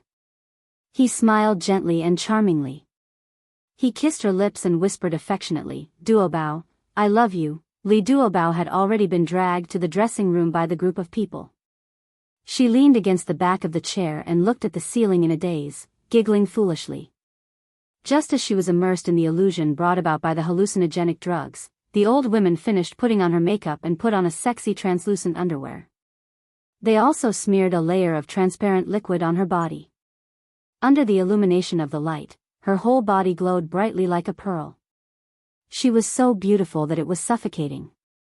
"All right, quickly bring her up to the stage." Unknowingly, Lisa appeared at the entrance of the dressing room. She crossed her arms and looked at Li Duobao indifferently.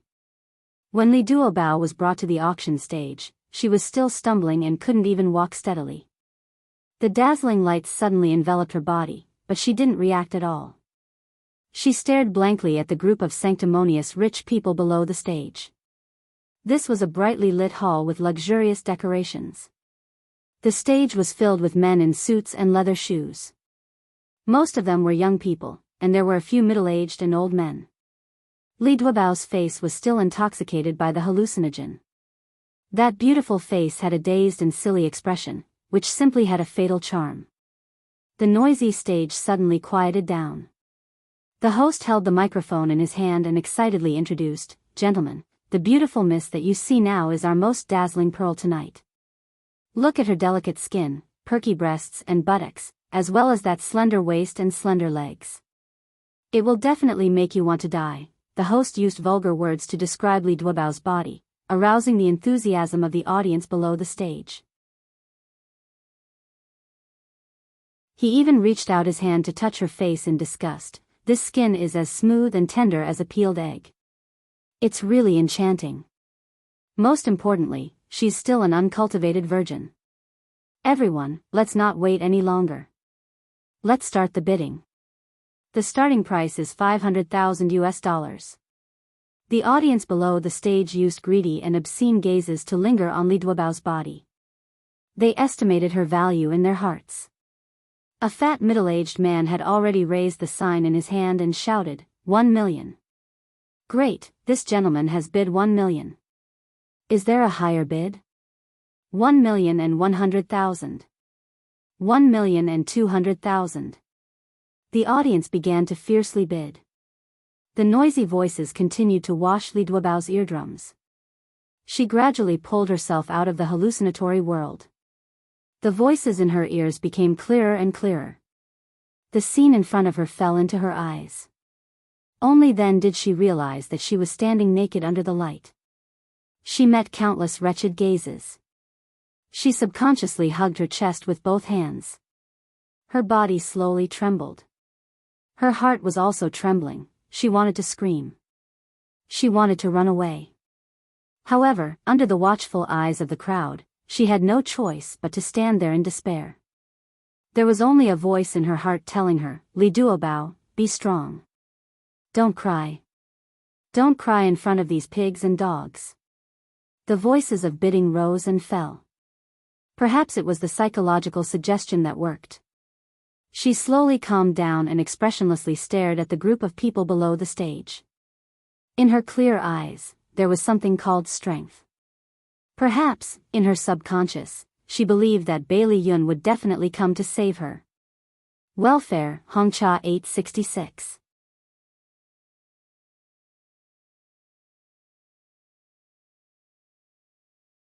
Chapter 392. The host shouted at the top of his lungs, 2 million going once, 2 million going twice.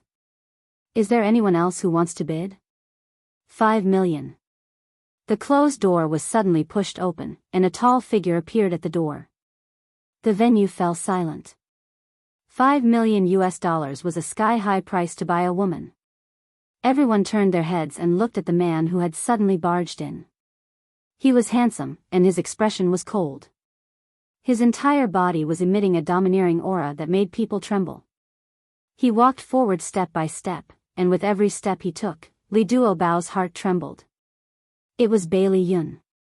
He really came. The moment she saw him, her tears almost rolled down her cheeks. She bit her lips tightly and tried to control the sobs that came from the depths of her throat. The host shouted excitedly, 5 million. This gentleman has bid 5 million. Is there anyone who wants to bid higher than him? She's a rare oriental beauty. The venue was still silent. Other than Bailey Yun's heavy footsteps, no other sound could be heard. The host tried to push the price higher and shouted, 5 million going once, 5 million going twice. Is there anyone else who wants to bid? Bailey Yun walked up the stage step by step. Only then did the host and the audience in the front row see his expression clearly. He was like a ghost that had crawled out of hell. His eyes were gloomy and terrifying, and his entire body suddenly emitted a violent aura. The smile on the host's face instantly froze. Sir, please wait below the stage. The auction is not over yet. Bai Lian's eyes were dyed with a hint of scarlet. As if he didn't hear the host's reminder, he directly walked past him and walked in front of Li Duobao, who was covering his chest with both hands. He quickly took off his suit jacket and gently draped it over her shoulders. Then, he tightened the jacket and blocked the vulgar gazes of the group of people.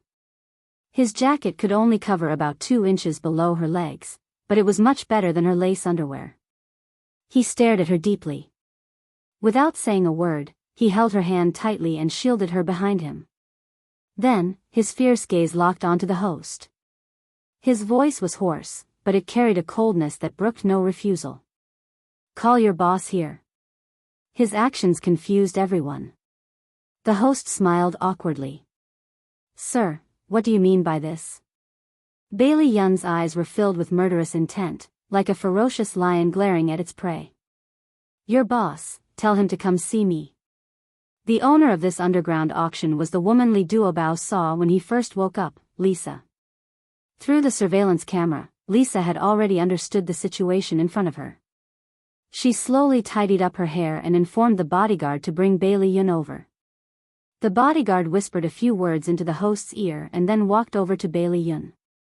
Sir, our boss would like to see you. Bailey Yun glanced at him expressionlessly. He held Li Duobao's hand and followed him backstage. There was an uproar below the stage. The host hurriedly tried to smooth things over. Everyone, today's auction has come to an end. Thank you for coming. Bailey Yun protected Li Duobao and followed the bodyguard to Lisa's office. Lisa was wearing a long black dress and 7 centimeters high heels. Her beautiful blonde hair was draped over her shoulders. She held a cigar between her slender fingers and leaned lazily on the desk. Her indifferent gaze fell on Bailey Yun. Sir, why are you looking for me? Bailey Yun stared at her coldly. You have guts. How dare you auction my woman? Li Duobao stood behind him with her head lowered. Her hand was still in his hand. When she heard him say, "My woman," an indescribable feeling welled up in her heart. Lisa's pupils suddenly shrank. She chuckled and said, "Since she's come to this auction house, she's my goods. You've already bid for this miss for 5 million. As long as you pay the price, you can take her away." Bailey Yun pursed his lips and said indifferently, "I can give you 5 million. I want to know who kidnapped my woman." Lisa shrugged. "I can't tell you. You know the rules of our business." Bailey Yun sneered. "If you don't want to say, then go to the police station and discuss the so-called rules with the police." Lisa's expression changed slightly. She smiled faintly and said, "Our auction house does legal business. Even if you call the police, I don't care." Bailey Yun's lips curled into a sarcastic smile. "Legal? If the police witness this auction with their own eyes, can your business be considered legal?" He raised his left hand. There was a watch on his wrist. He said to the watch, "Detective Arnold, you can come in now." Actually, it wasn't a watch, but a one-way intercom.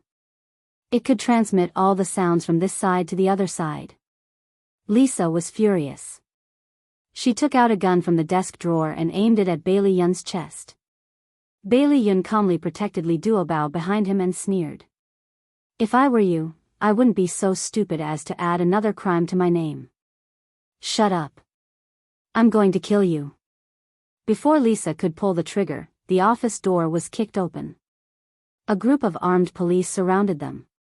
"Police, don't move. Put down your weapons." Seeing that the situation was hopeless, Lisa had no choice but to throw away the gun in her hand. When she was taken away by the police, she glared at Bailey Yun angrily. Bailey Yun didn't even look at her. All his attention was on Li Duobao, who was hiding behind him.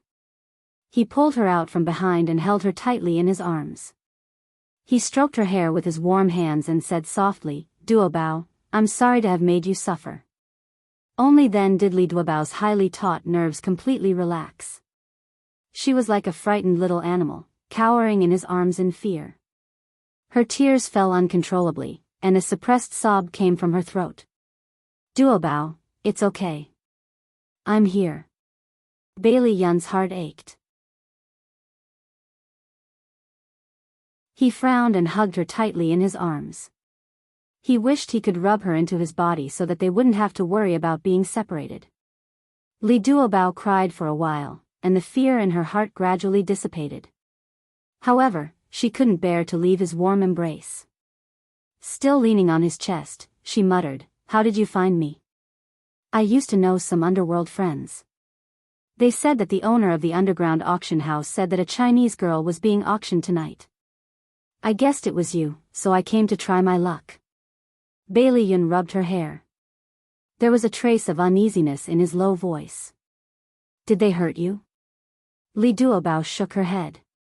She suddenly thought of something and said in fear, "They injected me with something." I became muddle-headed.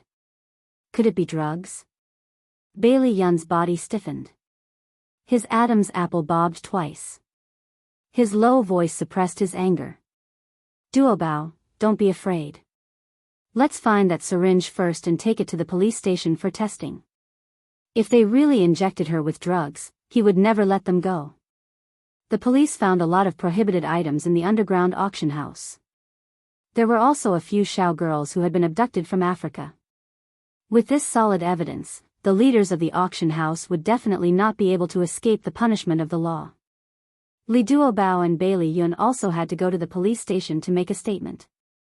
She was still wearing Bailey Yun's jacket. Inside was the translucent underwear. When she sat down, her legs would definitely be exposed. She stood awkwardly at the door of the police car, too embarrassed to sit down. Suddenly, her waist tightened. She subconsciously lowered her head. Bailey Yun's arm was around her waist. He tied a thin blanket around her waist. The blanket was very long, enough to cover her legs. "Are you still cold?"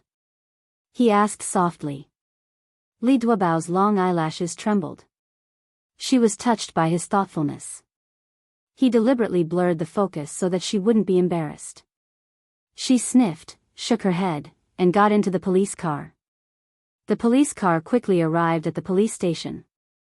Bailey Yun wasn't in a hurry to get out of the car. Instead, he whispered something to the police officer who was with him. The police officer nodded and called for the driver. The two of them left first. Li Duobao reached out to open the car door. Bailey Yun stopped her. Don't be anxious. Wait for a while. She didn't understand and looked at him blankly. He smiled and explained, I asked my assistant to go to the hotel to bring your luggage over. He'll be here soon. We'll go upstairs after you change. Li Duobao blushed and said, oh. Bailey Yun ruffled her hair. Sit in the car. I'll go down and wait for Kelly. After waiting for 2 or 3 minutes, a car drove into the underground parking lot. Kelly got out of the car with a suitcase and walked quickly to Bailey Yun.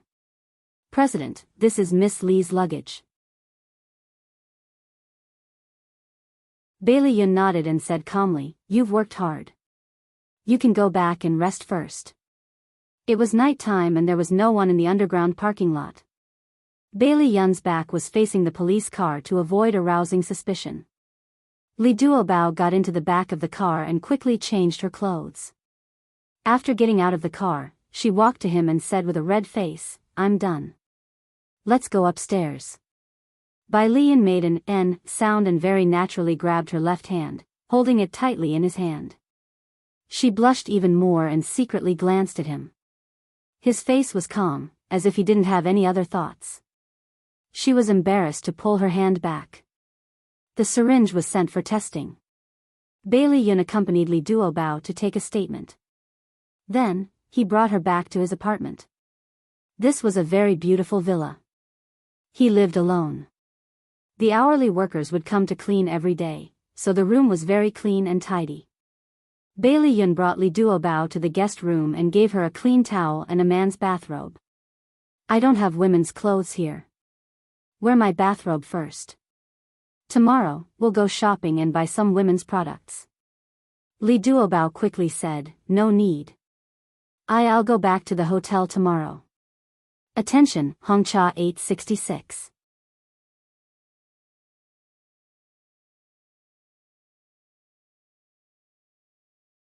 Chapter 393. Bailey Yun's face darkened and his gaze turned fierce. It's too dangerous for you to stay in the hotel alone. I'm worried. Stay at my place when you come to New York in the future. It was the first time Li Duobao had seen such a scary expression on his face. She pouted guiltily. What happened today was just an accident. My colleagues are all staying at that hotel. I'll be careful in the future. There's no room for discussion.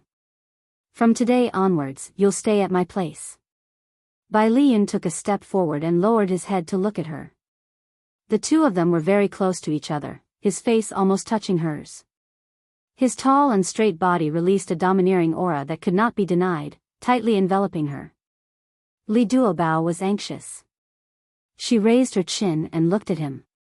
Bailey Yun, can't you be more reasonable? My colleagues are all staying there and I'm the only one who's special. What do you want others to think? Bailey Yun was so angry that he gritted his teeth and roared at her, I'm not reasonable. Do you know that I'm going crazy because you're missing? Do you know how guilty I feel? I want to beat myself up. I wish I was the one who was kidnapped. Li Duobao's body trembled. She looked at him in disbelief and her eyes quickly reddened. I'm sorry, I didn't know. I really didn't know. I wanted to give you a surprise. I'm sorry. She bit her lips and her beautiful big eyes were sparkling with tears. She looked so pitiful that she looked like an obedient little white rabbit. His heart started to ache. He suddenly reached out and pulled her into his arms. He hugged her tightly and said in a low voice, Girl, don't make me worry again in the future. She didn't struggle and Gigai let him hug her. She pressed her head against his broad chest and said softly, Okay, I won't anymore.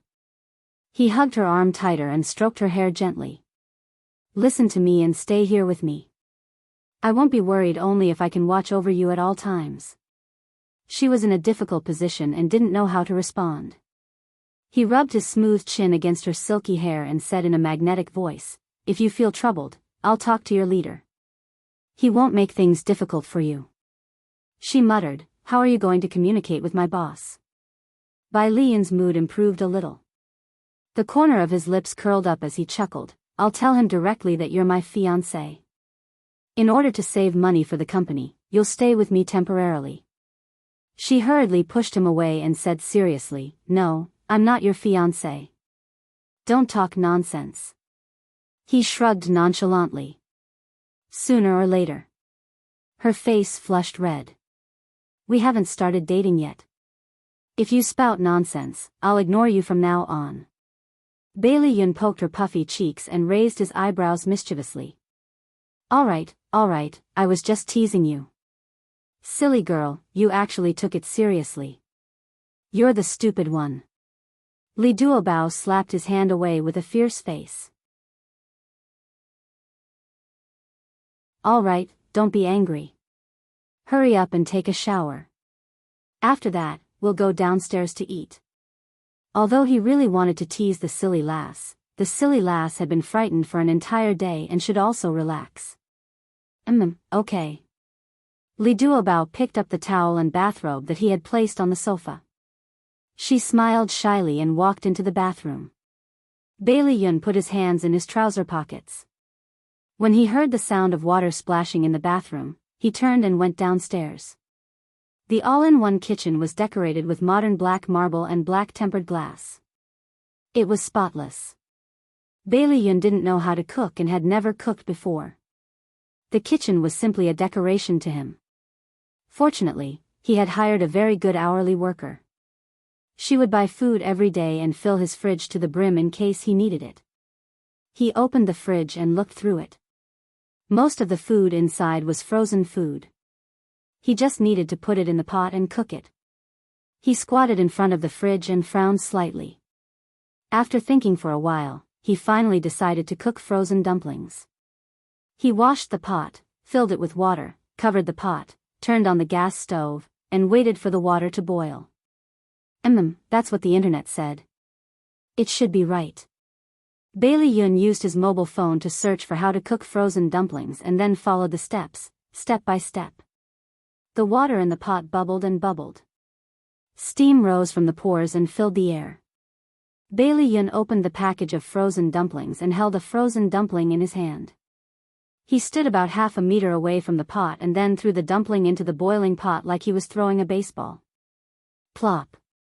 The dumpling hit the pot and the water splashed out. A drop splashed on the back of his hand and burned him. One, plop, plop. Finally, he threw the whole package of dumplings into the boiling pot. The back of his hand had been burned red. He didn't care about the burn on his hand and quickly covered the pot. Bai Liyun stared at the pot seriously and waited for the water to boil. The internet said that after the dumplings were put into the pot, cold water had to be added twice when the water boiled. A few minutes later, the water finally boiled. He scooped a small bowl of cold water and poured it into the pot to continue cooking. When he scooped the cooked dumplings into a bowl, Li Duobao happened to come down from upstairs. Her hair was still a little wet and was draped over her shoulders.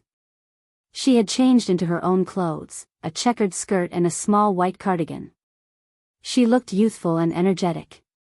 Bai Liyun brought the dumplings to the dining room and greeted her with a smile. The dumplings just came out of the pot. Come and eat them while they're hot. Li Duobao jogged over. Okay, I love dumplings the most.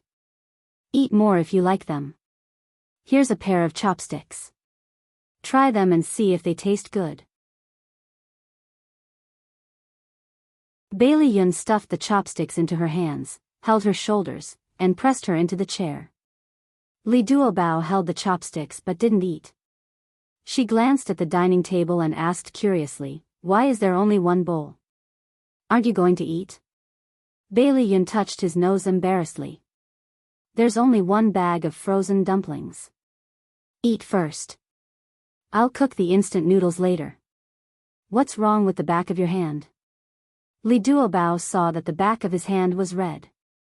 He shrugged nonchalantly. It's nothing. I accidentally scalded myself. Why don't you treat it? If there are blisters, it'll get worse. Li Duobao quickly put down her chopsticks and grabbed his wrist. Her delicate brows furrowed. It's so red. Wash it with cold water first. She grabbed his wrist and dragged him to the sink. She turned on the tap and washed the back of his hand with cold water. She explained carefully, after a burn, you have to wash the wound with cold water first. Then, soak the wound in cold water for 10 minutes to half an hour. Then, apply burn ointment. Do you have any burn ointment in your house?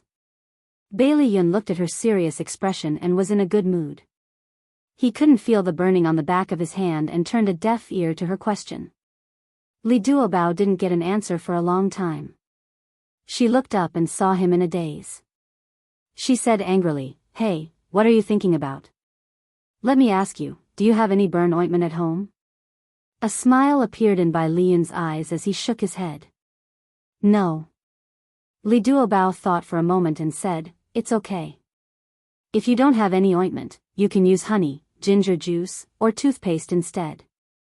Apply it to the wound and it can quickly suppress the redness and swelling. It can also stop the pain. Soak your hand in cold water and don't move. I'll get the toothpaste." Bai Liyun's eyes curved into crescents. All right. The little girl ran upstairs like a gust of wind to find the toothpaste. Bailey Yun's smile widened. He lowered his eyes and looked at his fingers soaked in cold water.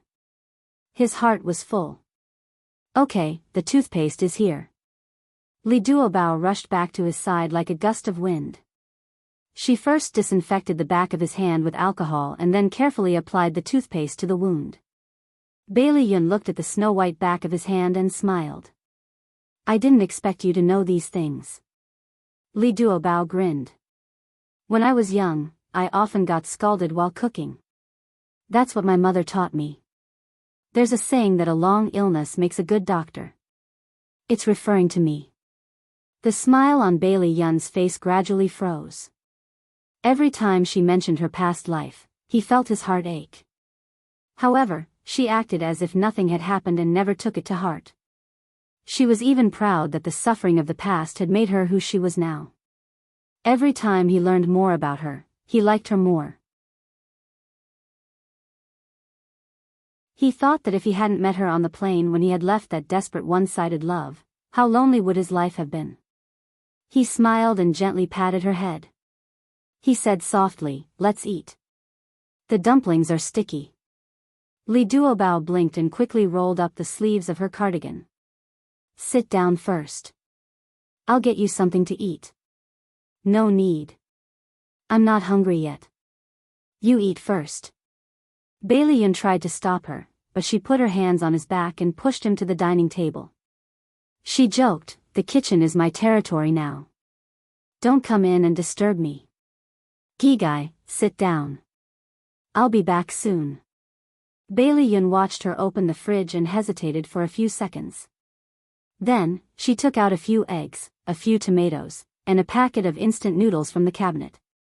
She was wearing an apron and seemed to be in a good mood. She wandered around the kitchen table for a few minutes and soon came back with a bowl of fragrant tomato and egg noodles. She placed the noodles in front of him and handed him a pair of chopsticks. She smiled with narrowed eyes. "Be careful. It's hot." Bailey Yun's slanted eyes curved and he pulled out a chair for her. "Sit down. The dumplings are cold." "It's okay. It's easier to eat when it's cold." Li Duobao picked up a chubby dumpling and put it in his bowl. Her eyes were full of smiles. "These are the dumplings you worked so hard to cook. How can you not try it?" Bailey Yun picked up a chopstick of noodles and put it into his mouth. His eyes immediately turned red. "It's delicious. Duobao, your cooking skills are amazing." Li Duobao was embarrassed by his praise. She took a bite of the dumpling and praised him back. "The dumplings are delicious too." He smiled sheepishly. "It's a pity that I didn't make them myself. They were frozen dumplings. I was only responsible for cooking them, but in the end, I burned my hand. Awesome novel, Songshu 566.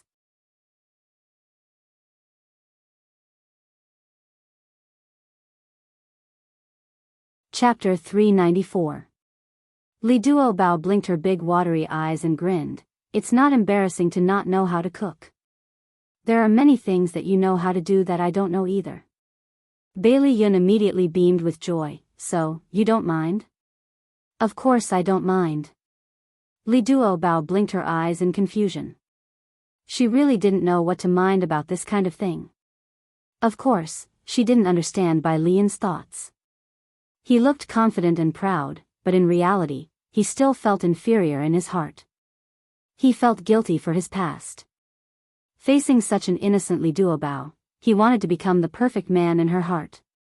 After the meal, Bailey Yun took the initiative to take on the responsibility of washing the dishes. Li Duobao pushed him to the side and coaxed him like a child. Your hand is injured, so you should rest. I'm used to doing these chores.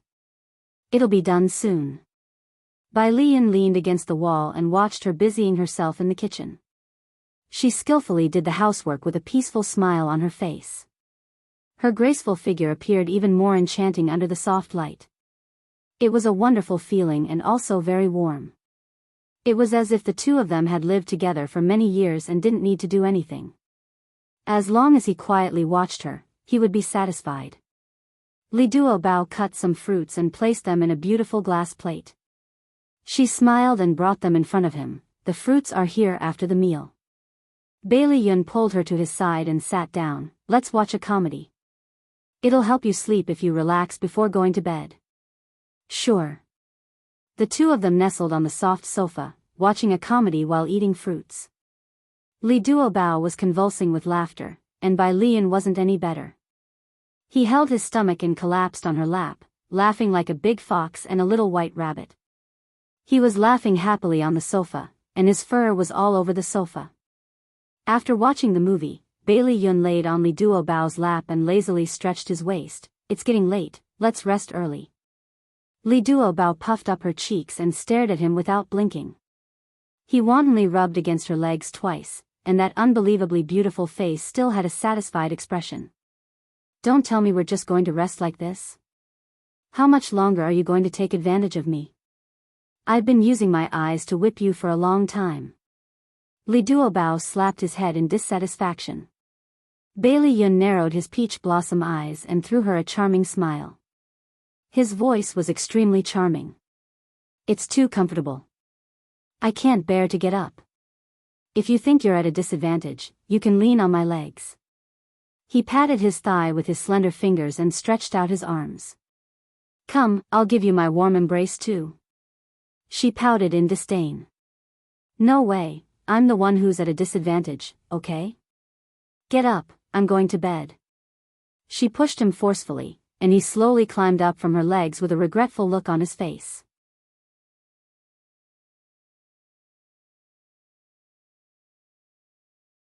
The morning sun shone through the window onto the clean floor, and it was as beautiful as a painting. Gulp, gulp. A strange sound broke the warm atmosphere. Bailey Yun chuckled. Hungry? Go wash up. I've already made breakfast. Li Duobao's cheeks were red as she withdrew from his embrace. Like a little rabbit, she quickly ran upstairs. She ran all the way to the bathroom and saw herself in the mirror. Her face was like a peach blossom, and her hair was like withered grass. She was so embarrassed that she was about to cry.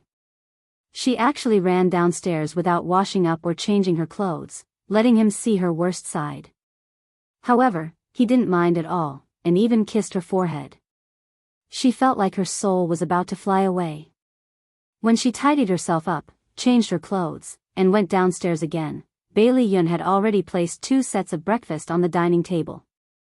Each of them had a glass of milk, and there was also a black unknown object. What's this? Li Duobao poked the plate with a fork. It was dark inside the plate, and she couldn't tell what it was. Bailey Yun coughed. The legendary fried egg. Li Duobao sighed. The legendary dark cuisine. Without hesitation, she picked up the fork and put a piece into her mouth. Just as she was about to put it in her mouth, Bailey Yun quickly grabbed her wrist and smiled awkwardly. It's better not to eat it. I'll order takeout. She blinked. No, other than my dad, you're the first man to cook for me. She suddenly thought of something and held his hand. Let me see. Did you burn yourself again? No, I was smart enough not to throw a ball this time. Bailey Yun raised his eyebrows proudly. Actually, I've tried it before. It tastes pretty good, but the color is a little ugly. Now that you mention it, I want to try it even more. Li Duobao's expression didn't change. She put the fork into her mouth and chewed carefully. Bailey Yun looked at her anxiously and expectantly. How is it? It tastes pretty good. She smiled and praised him. Then, she chewed the eggshell inside the fried egg and swallowed it quietly. Bailey Yun's eyes immediately lit up. He was so happy that he couldn't close his mouth. He combed the hair in front of his forehead and said, I told you. I have the talent to be a chef. Oh, not bad. You can do it, Chef Bailey. I have high hopes for you. Li Duobao winked mischievously and gave him a thumbs up. The two of them laughed and finished breakfast. Li Duobao pushed him to the side with the reason that he couldn't touch water because of the burn on his hand. She washed the dishes and cleaned the kitchen herself. When she walked into the kitchen, she realized that it could be described as a battlefield. Egg white was flowing on the table, a pool of egg yolk was lying on the ground, and broken eggshells were everywhere. It took talent to be able to make a kitchen like this. When Li Duobao was cleaning up, she found that there were several black unknown objects in the trash can. The objects were mixed with a lot of fried eggshells. Her eyes turned slightly and she quickly understood. Bailey Yun must have practiced many times before he could bring out the two finished products. Through the black fried eggs that had been thrown away, she seemed to see him standing in the kitchen, scratching his ears and cheeks in a panic as he fought with the eggs. She couldn't help but laugh out loud. Bailey Yun stood behind her and looked at her giggling to the trash can. He touched his nose embarrassedly. You've realized that I've actually failed many times. Li Duobao turned to look at him. Her head was slightly tilted and she had a quiet smile on her face. Why do you do things that you're not good at? Bailey Yun stared at her with a serious expression and said slowly, You're hungry. He had exposed the things that he wasn't good at in front of her time and time again. The reason was very simple. It was because he cared about her. Although the food he made didn't taste good and looked ugly, it was because he was considerate of her. Li Duobao bit her lip. This was the most touching words of love she had ever heard. It touched her heart even more than, I love you. Her eyes flickered quickly and she asked, Are you so considerate to all women? He hesitated for a moment and said, Before you, there was only one. He walked closer to her. I don't want to hide it from you. I used to love Xia Dong. She looked at him with her clear eyes and asked softly, Do you still love her? He smiled slowly. She taught me what love is and how to love someone. To me, she's special. But the person I love now is you. Can you understand? He stared into her eyes so seriously. His deep eyes were surging with emotions. There was uneasiness, apprehension, and anticipation. He understood that people were selfish when it came to relationships. He hoped that he was the only one in his lover's heart. He didn't know if she would accept him like this. Add Hongcha 866. You're tuning into the Romantic Tales YouTube channel. Don't forget to subscribe and join us on this journey to catch the most captivating stories.